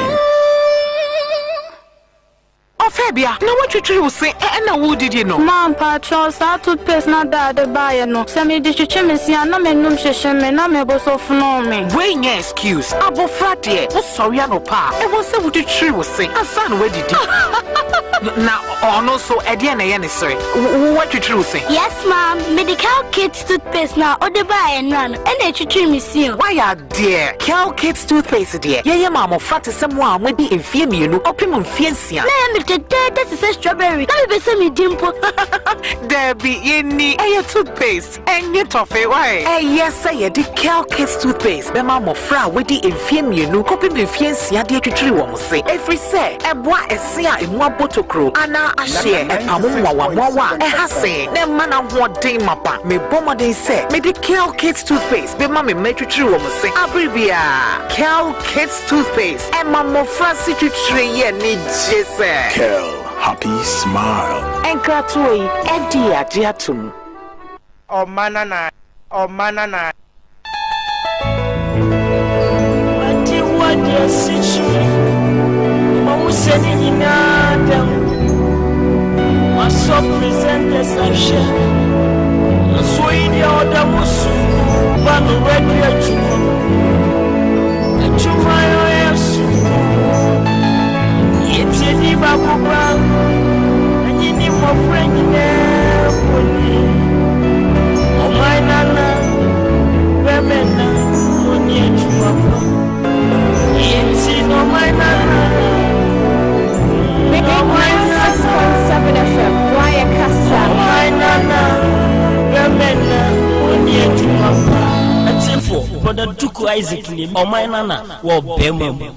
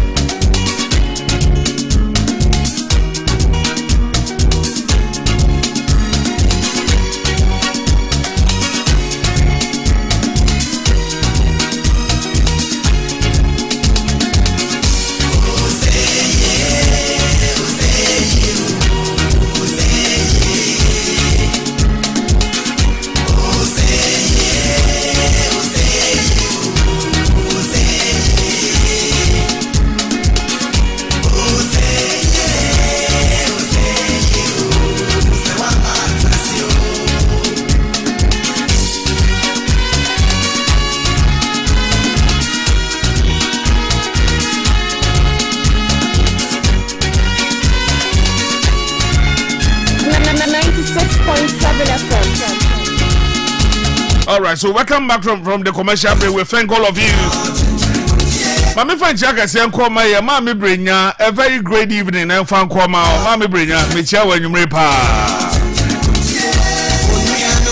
Ya kwaje nkratofi abuafo utie Big FM 96.7. Song in the background is coming from Joe Dako and he called this one oh say yeah. The tenyum ne bi ne me say ya be part time pa na hospital issues message abensa kan hwe ma menka obi de aba message obi de send me. This one is saying say in 2011 in the Fie Kwanta when my small girl was delivered, a woman came to deliver and in the process the child fell and all the two legs got broken. All what the nurse was able to say is I am sorry. And the legs of the day 96.7 of the day old girl is to be hanged. Elemausi and do we buy. This one's a man, please mind the way you talked against the church. You are talking about the church. What about the mosque? And this is Musana Bisano. Also, what have they also done? But you see, Christian communities in there, mosque, no, they don't do those things. They don't do that. Omo nipa we mekase bi wurema ebe soko hwe ya obabi a edan da ho obi ti asoro no ni baby da so for beka cho say ho no eyefo ahoho. What are you talking about? We so man, I always say free senior high school is for the political interest of the NPP but not for the betterment of the nation. NPP uses this policy as an instrument for winning their election, so they don't think about review irrespective of the pressure it is mounting on our economy. Albert, and Dubai. Also, man, free education is the best prize that Nana Akufo-Addo is giving Ghanaians. May the Almighty God bless him. Kwame Edifikojo and Dubai. All right, so you can also call it 0241 99 1216 0508 99 9900 0241 99 1216 0508 99 00. Hello, good evening. Good evening, the boss. Enoch, what you with you? My hospital, the Tenga, where you just off was yes, I know what now say ya. Now you know the amount. Me about could be an last month, this year, next month, July 27th. Of hospital, yeah, they command now, command different. And I'm not doing because of that. She can't even make mercy. Hospital. I have a free buy, you know. The same side when you see it. The man there, Mepa Bana Bazafa, a Yamafra, culture beef, Yamiat, my pastor. Over 8 million Ghana fee are now banned to Omokano. A banner to my review canon, Ebi, Edia Moma, previously be a course you are. The other net by Yana, amount for Ghana and Quantum culture beef, and Yanko Pantum, a banner to my review, Camilla, the best. Now, yes, they are the doctor, your family, KASA, they are running basically there. Obian, you say, I'm quite shattered MYA. It's in Napuso and the agenda. All right, when I say hello. Hello. Good evening. Good evening. But your radio give me feedback, and I don't want that. But your mama too. My just a one able to go and maybe actually, my Takwade, a man, Takwade region, what Papa, what a rich, especially I saw our gang and name. I saw our gang and name. What year, no Papa, we are school in the city, maybe in Pop. Maybe I saw what can the young boy, I sorry. Don't find ya a Sony in this schools. Let's the Mala. I put in one. Just say, oh my God, we must stop. Meaning, I am a man who said, I saw what the American here. See you, oh, come on, here. See you, the way it is. But I say, hello. Hello. Yes, sir. Afternoon. We didn't be afraid fee. But I don't take the free. Mammy, too, cake in Swam. Hospital issue now, can me and Mrs. Diakono, who St. Francis. I'm going to place in Jack Lots on him. I think about in a bed. Omuja, I pass what to the yam. Oh, Jack Lots, you'll finish it for him. Let's say, yes, what because the family is a cabin. Oh, Mammy, got your report, and I'm going to the hospital in the actually. It's Oma Yaman, Anna. I want to get about that in home by a man. Hey, I said, Ben Granny. I don't know how no question now can I and the embedded cracker. If you know which the enemy. Abusia, may I say why? Yo. Hello. Hello. My Nana. Ogusamo. Am I? Am I? Mr. Bobo, Monday, quarter, and some temper. Of the main occasion, but we may end some India. But you know, I was so far. Ubejuma. Now, it's a papa this year. Amana, them, Mofama, with Kaya, I buy Asaya, what am I? Why you can see, Yan Fede, Scanu, which ya, Kakanka, or other cancer. Now, am I? Them, you so see. Not what you know. Obitum ko school, or to farm train.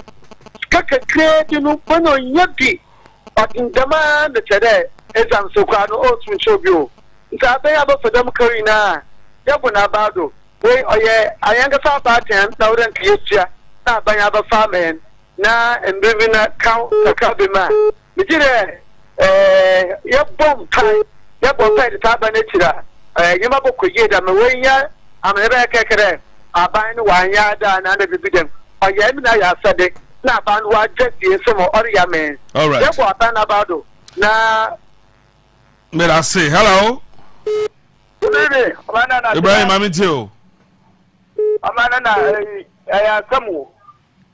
The whole one Ghana were country power in Kasanka.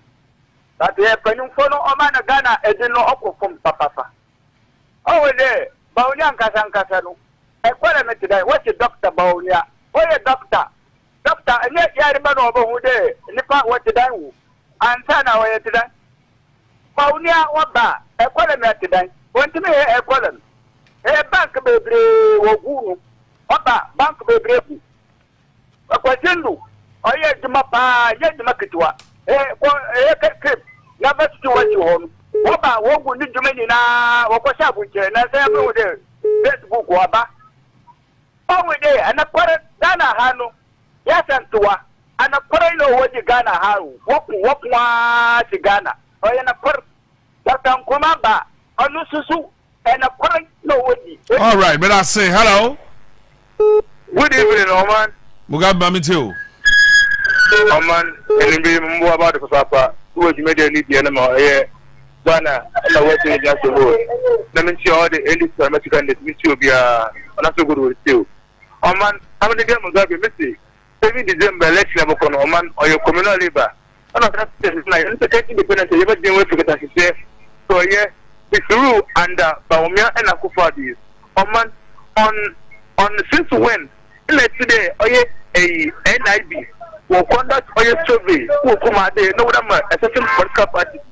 Oman, under this, under Akufadi Baumiano, don't they want to face all the state institutions in some position? Actually, institutions now, Oman, in the Nimberland, because I can't remember Obama, Obama, I didn't. What we should allow state institutions to work to excellent. In that way, no, then Omar didn't what to put.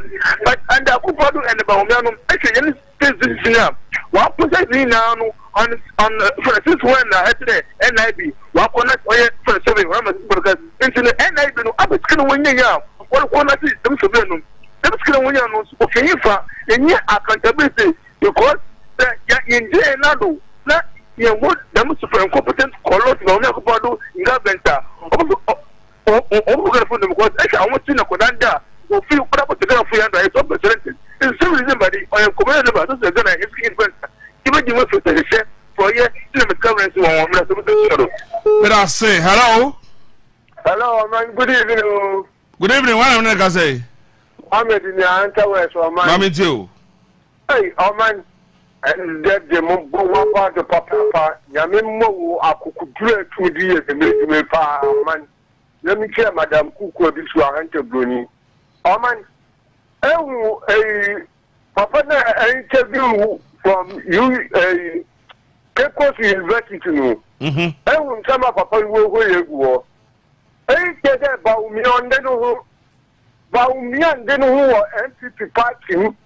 Over to we take me decision not that boy. None party work on can because Baumia I could see. The body be na what you be about the movie. Then a young coy now, Baumia Kaho, no one Magana, yes, Kasam, ye be Biala, and Satia would be Yoko, what say me now, Galam says, no one say what I politics. One Magana, in your particular Oman, as a necessary, Oman. The master me that came me young for Papa. I have one quanta hospital. Next is a one number cry. I make me do an 8 and come serve a baby man there when you're 17 years. 80 years, but next is another corner, what for home, what the baby do. No one I this year war many. Yabas Papa. No Baumia, Yabas Ghana for. One share one after. All right, but I say hello. Hello, Pacho. Good evening. Good evening. One minute, I say. Pacho, Kwame, the person who goes. Mama, too, Kwame. Pacho, but I did not say, I am more there about me. The running media on body, how.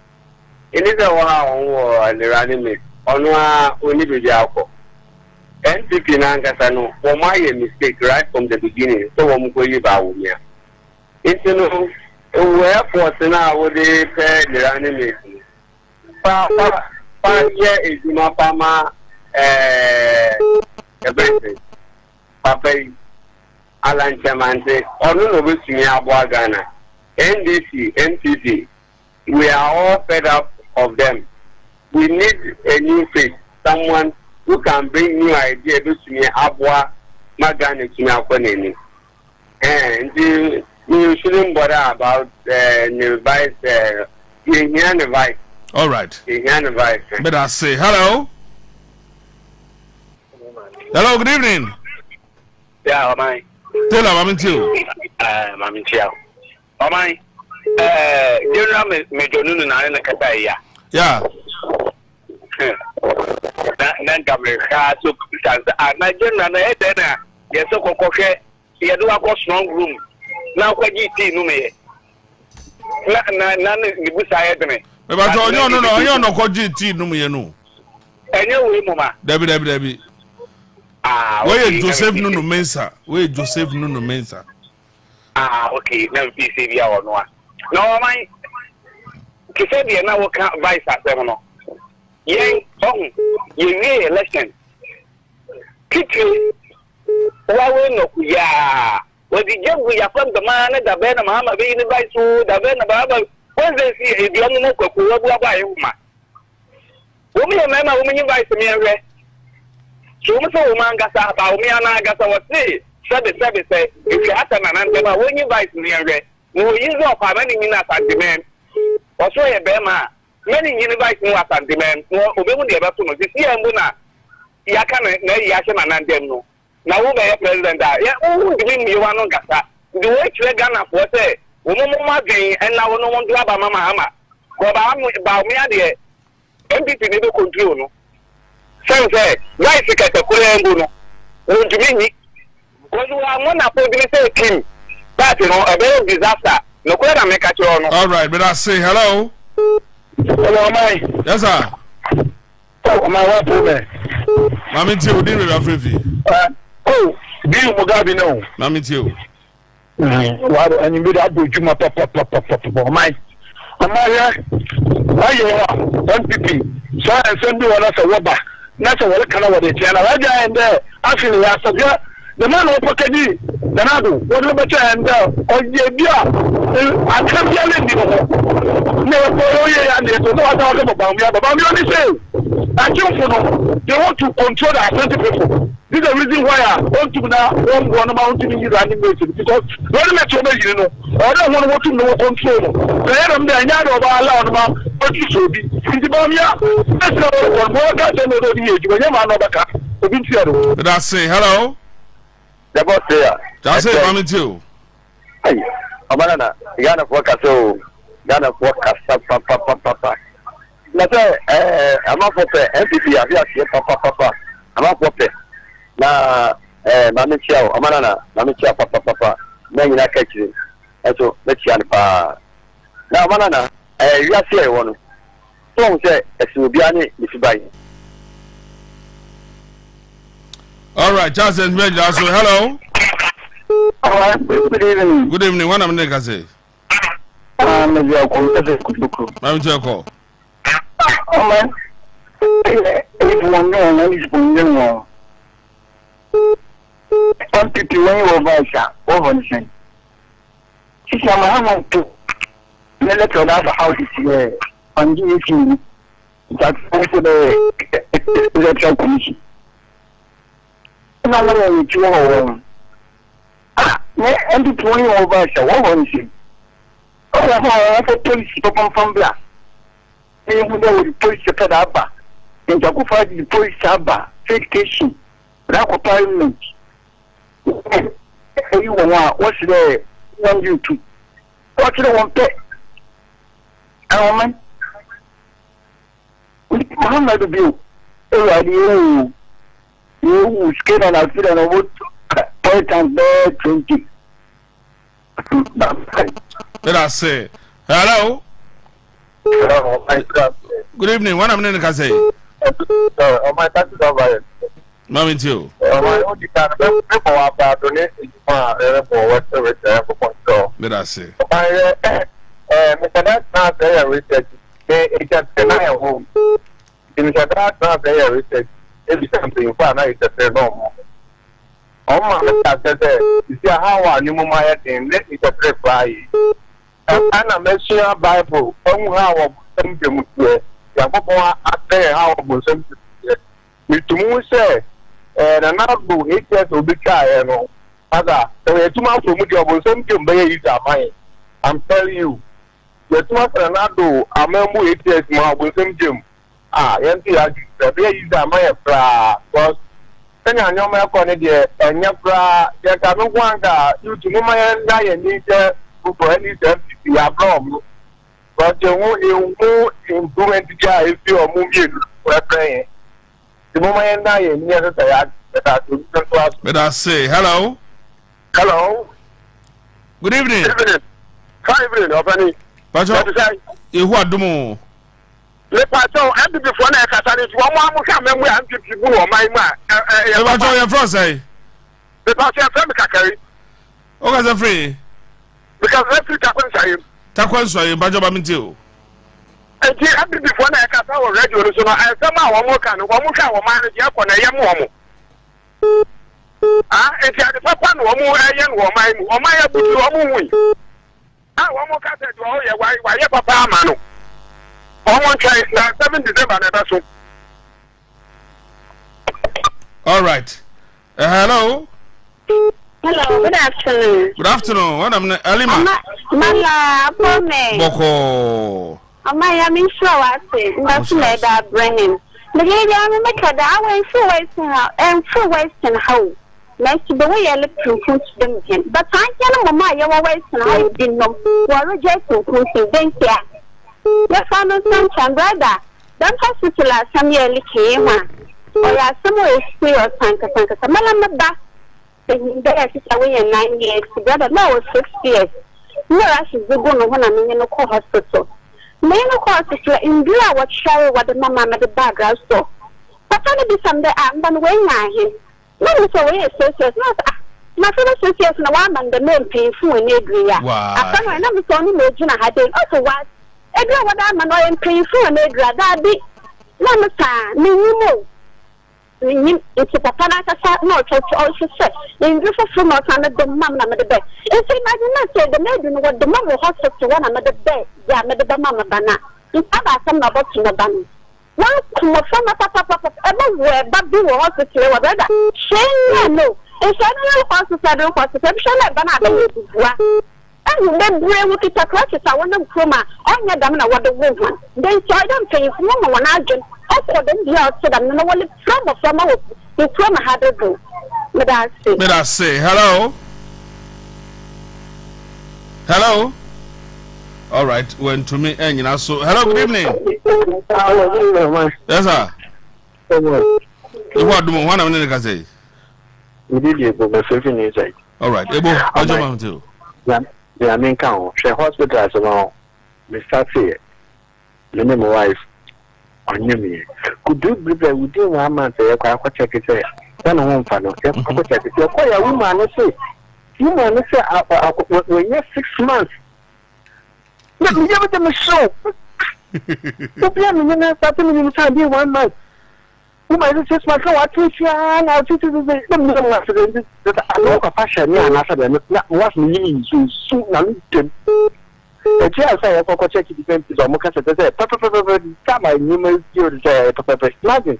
It's almost the way hospital riding. I'm in the corner riding. It's a time that come once and point. All right, Papa. Hello. Hello, good evening. Oh, Professor, on my name now today. You what do more now, sir? You may be able for 6 years. You on my name. NPP media fla, my mother be say Dr. Baumia. That the pan we see this a KBA to Abamana or Babaya Maganafo. Because Pepe, which any police here, Ordinama, and in summer, Ordinama or on Tasmo. After this, Yamia do my to Abamana, which here are Africa. the way or a campaign messenger. What is yet to Abama now, Butia and Foka, the way or a campaign messenger. We still ampa Dr. Baumia or ye if you are a different leader. We take the incident, then I forget to Abama that go to Mabuani. Because Tomama, what is Yamia to my yet to Abama now? Or the oil funding company Baba was regular and then they be again because in the case of oil which are or the family in a qualifying in the middle of Mama Bayano, but you won't make your company the regular. Opo a certificate conscience here, you will compare about one can or we should. Yes, for Shama district, when you tripod or war, Abwadi, and this are banner of the buyer. Yes, for what is that was here. There was Softnap Company Limited in County SIP and a wire Softnap. And this are banner in a 1 year about the buyer and the company about.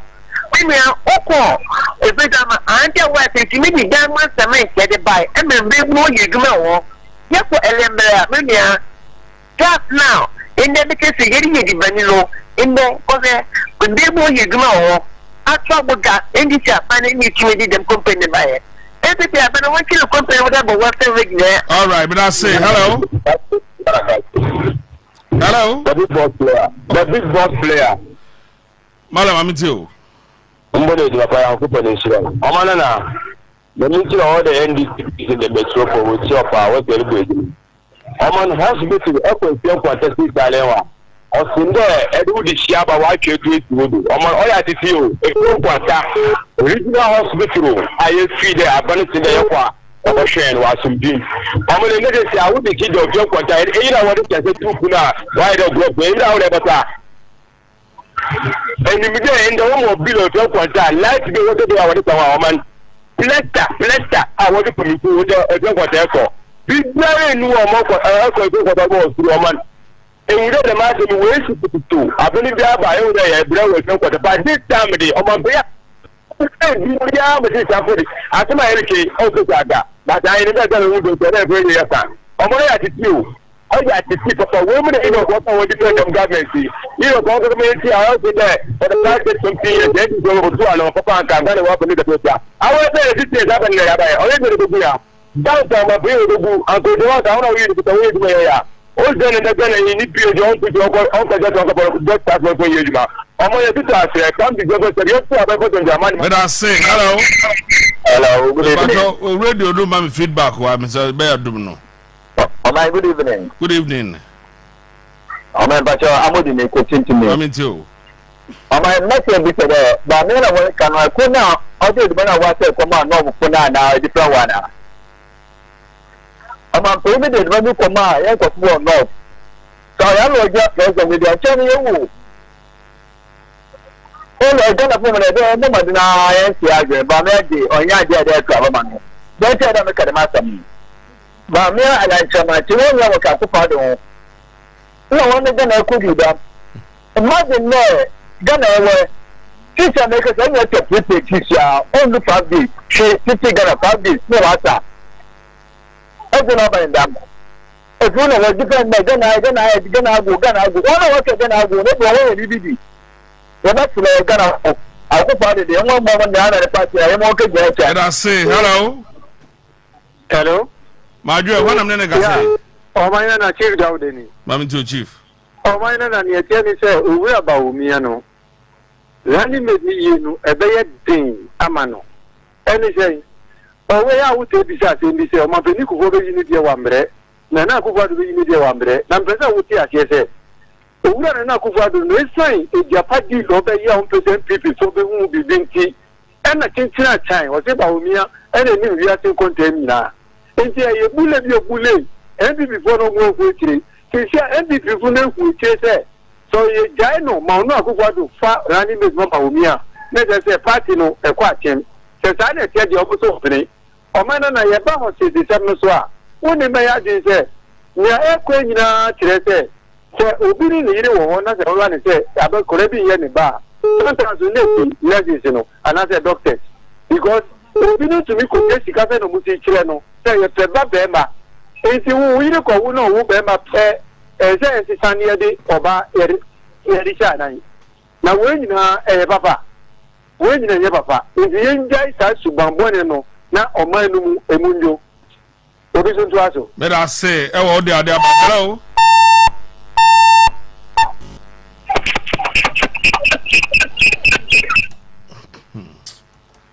hello Oman e ba jodi me be afrefi 5 within the time Commodore honorable mami too men for Penyelo chair Professor Dr. Grace Sudanfa incoming MP is 30% about something you may call Obama is 30% constant Oman ngone mapa abe ne boy me frequency yen na papa am ye hu mo ko do menu no ni na ko ta fa di no yes na so dan fo to ni ta fa yen go yen na bana ya tunu fa ko yen na di ko bi an ho ga me ta fa di na no yes na so me ti yen sa yan ti yen so aba tun kan ke use no afi yan ti yen so yan twa ba NB piano ni se hu funcha abado o menzi but there was so bin piano let us say e wo so dia watumi e dia ba ene enwumre e wo e kana e ko se dwumadi so here live on Big FM 96.7 my last caller hello do radio no mama do radio no good afternoon apoma odin be afefi radio from kwano no traffic sector bajo mi ti o kwa me bajo uni mi se me brother ba umia wako Zimbabwe akoye ejuma wo hoda bia wako Zimbabwe ko se Zimbabwe sika fam soda menim pa ba umia be si Zimbabwe be ba na wo ko topa no Zimbabwe a this is the feedback of the sika gum na proko ebi ana tia wo Ghana he akufo do ko be yi me brother ke do ko Zimbabwe ko bisa first Oba ya na aba juma na obo Zimbabwe o musika fam ko yi ana ankoji ba wo me aba ga ko Zimbabwe na wo ko topa no mpo a sika na ntimi kita this is the feedback na lo this kan gum ansa na ya poto ham nda wo ko to wan mpo a na kita 25 to 30 to the ntimi ko to ebi na ba wo me bi ko diri ntimi mo wo de ba wo me bi da bi e kan shana ye shana force to only animate wa sa to ndi ye nyina ye ni so mo pese o mo control no so ni so di no ho pa ya mo yi no wo o ko yi no be di na ye da do bi ki aso me da se papa e wo dia watumi e dia ba ba me fa frefo djumadi ni si na men sorry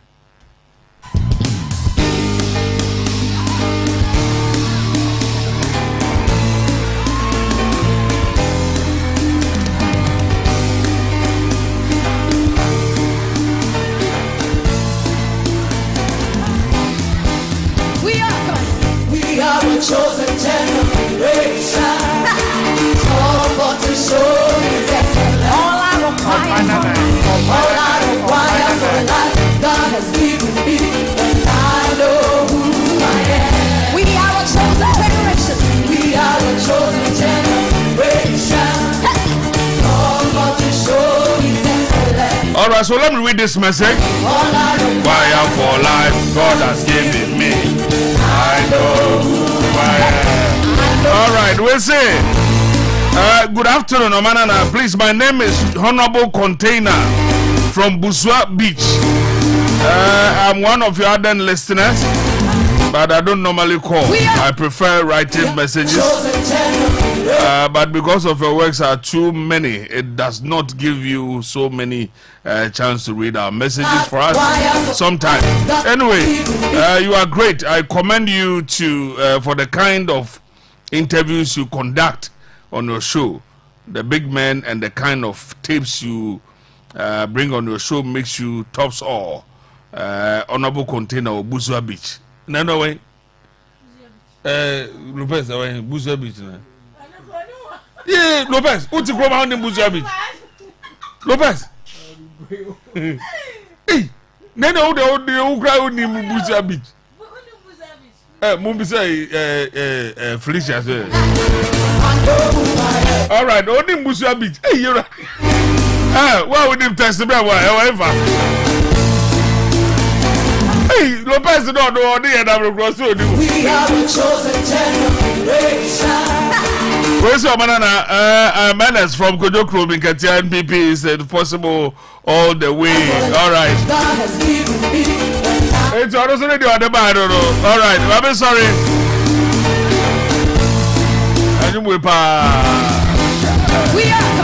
We are the chosen generation.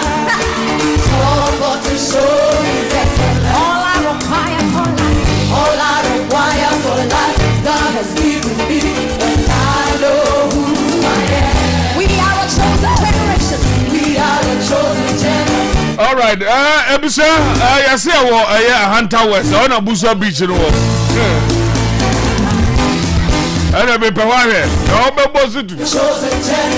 but yes, Babra is this will be a God is a joint Tibo, Cape Coast, Charlie do I say would be London. David. Yeah, I said a bed. All right, I'm found quiet. Petroleum Industry Company Limited, I mean, Yakwaji Jingo Heba, Bigo Drinks, Vena Natural Mineral Water, Rush Energy Drink, all I require for life, God has given me. I know who I am. We are the chosen generation. Cause I know excellent. All I require for life, God has given me. I know who I am.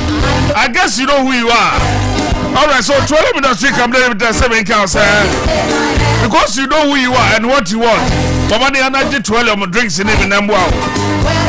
You can, for more, you can also contact us on 0209 55 0220 0209 55 0220 Nafi Osanka Odi Kama Pa.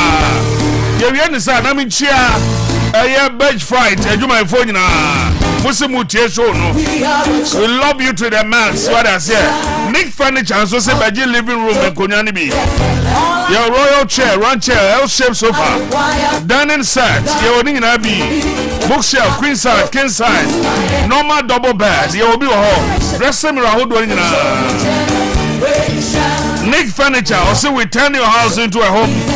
Your Apollo Junction opposite the Total Filling Station, and after your next, and also our power and old barrier.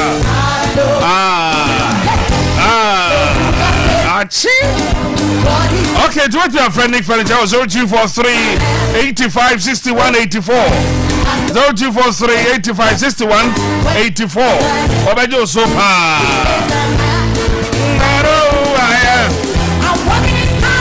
Come on. Mami Chia, President at the Takrade Sports Club. Nana Pepra, a very great evening. The Obedu Sports Club, you have to say, why be different now? Charlie, oh boy, Juma Papa. Mama de Anamisiano, na yes, oh, yeah, dear. Nana Pepra, Michiapa, salute. Very great evening. Maybe I will be a Radisha and a Radino Cassia. I don't say that. We are a chosen generation. We are a chosen generation.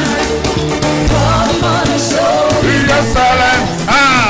Come on. All I require for life, God has given me. I know. How many of the chosen generation? We are a chosen. All right, Stephen Bedu, a former Black Star player. Very great evening. And come out. Na recharge services ni bi o mo pa de achale. I know who I am now. What he says I am. Come on. I know. I'm just simple man. Simple man who not Japan. No, I am. Come on. I live a life of favor.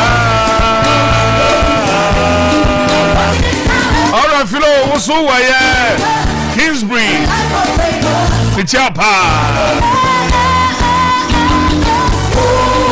Move my dream, I'm going to say my friend of pa. What would need my dream? Catch and say, my friend of papa, my dream. Oh, I know. What ni mandribo de man testere na mabre. Unim no so afrade ka che ne say. Afredo brutal. One na me de ne ba next election be ye no.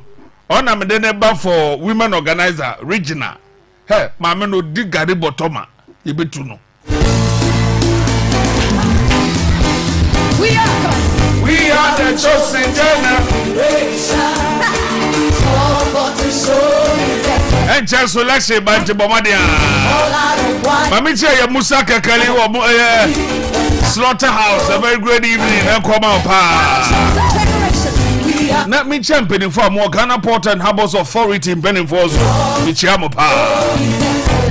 Bokona show no da hokama. A driver for Hodo Musumudi Radio Emu Friend Niagro, Michiamo. Quartermaster of the police service Western region. Michiapa. Yura Emmanuel entry. Namincha Stone also have a chair, 24-hour economy. Would there be a modern and no stone, no bit my babacha, any intino. Tab no so stone baba, now for a babacha, the 24-hour economy. Said the babu Ghana, now fee a digitalization, and so said the Bessiaco. Nina. Mammy Fancy, I said, I'm the producer. Man, you know, catch him, Mammy Duffy. DJ Lopez, so the Echo Facebook Live. But sorry, now fee DJ Lopez at the after drive. Don't forget that exactly 6 p.m. we'll be crossing to the station capital P 104.3 for the news at 6. And Mammy Fancy, your tram. Meet me here on the same station, same frequency, same time. Today I'm just one of Manana, waiting from the boss player. Mammy Fancy, the American answer, stay blessed and enjoy the rest of our program. Have a great evening.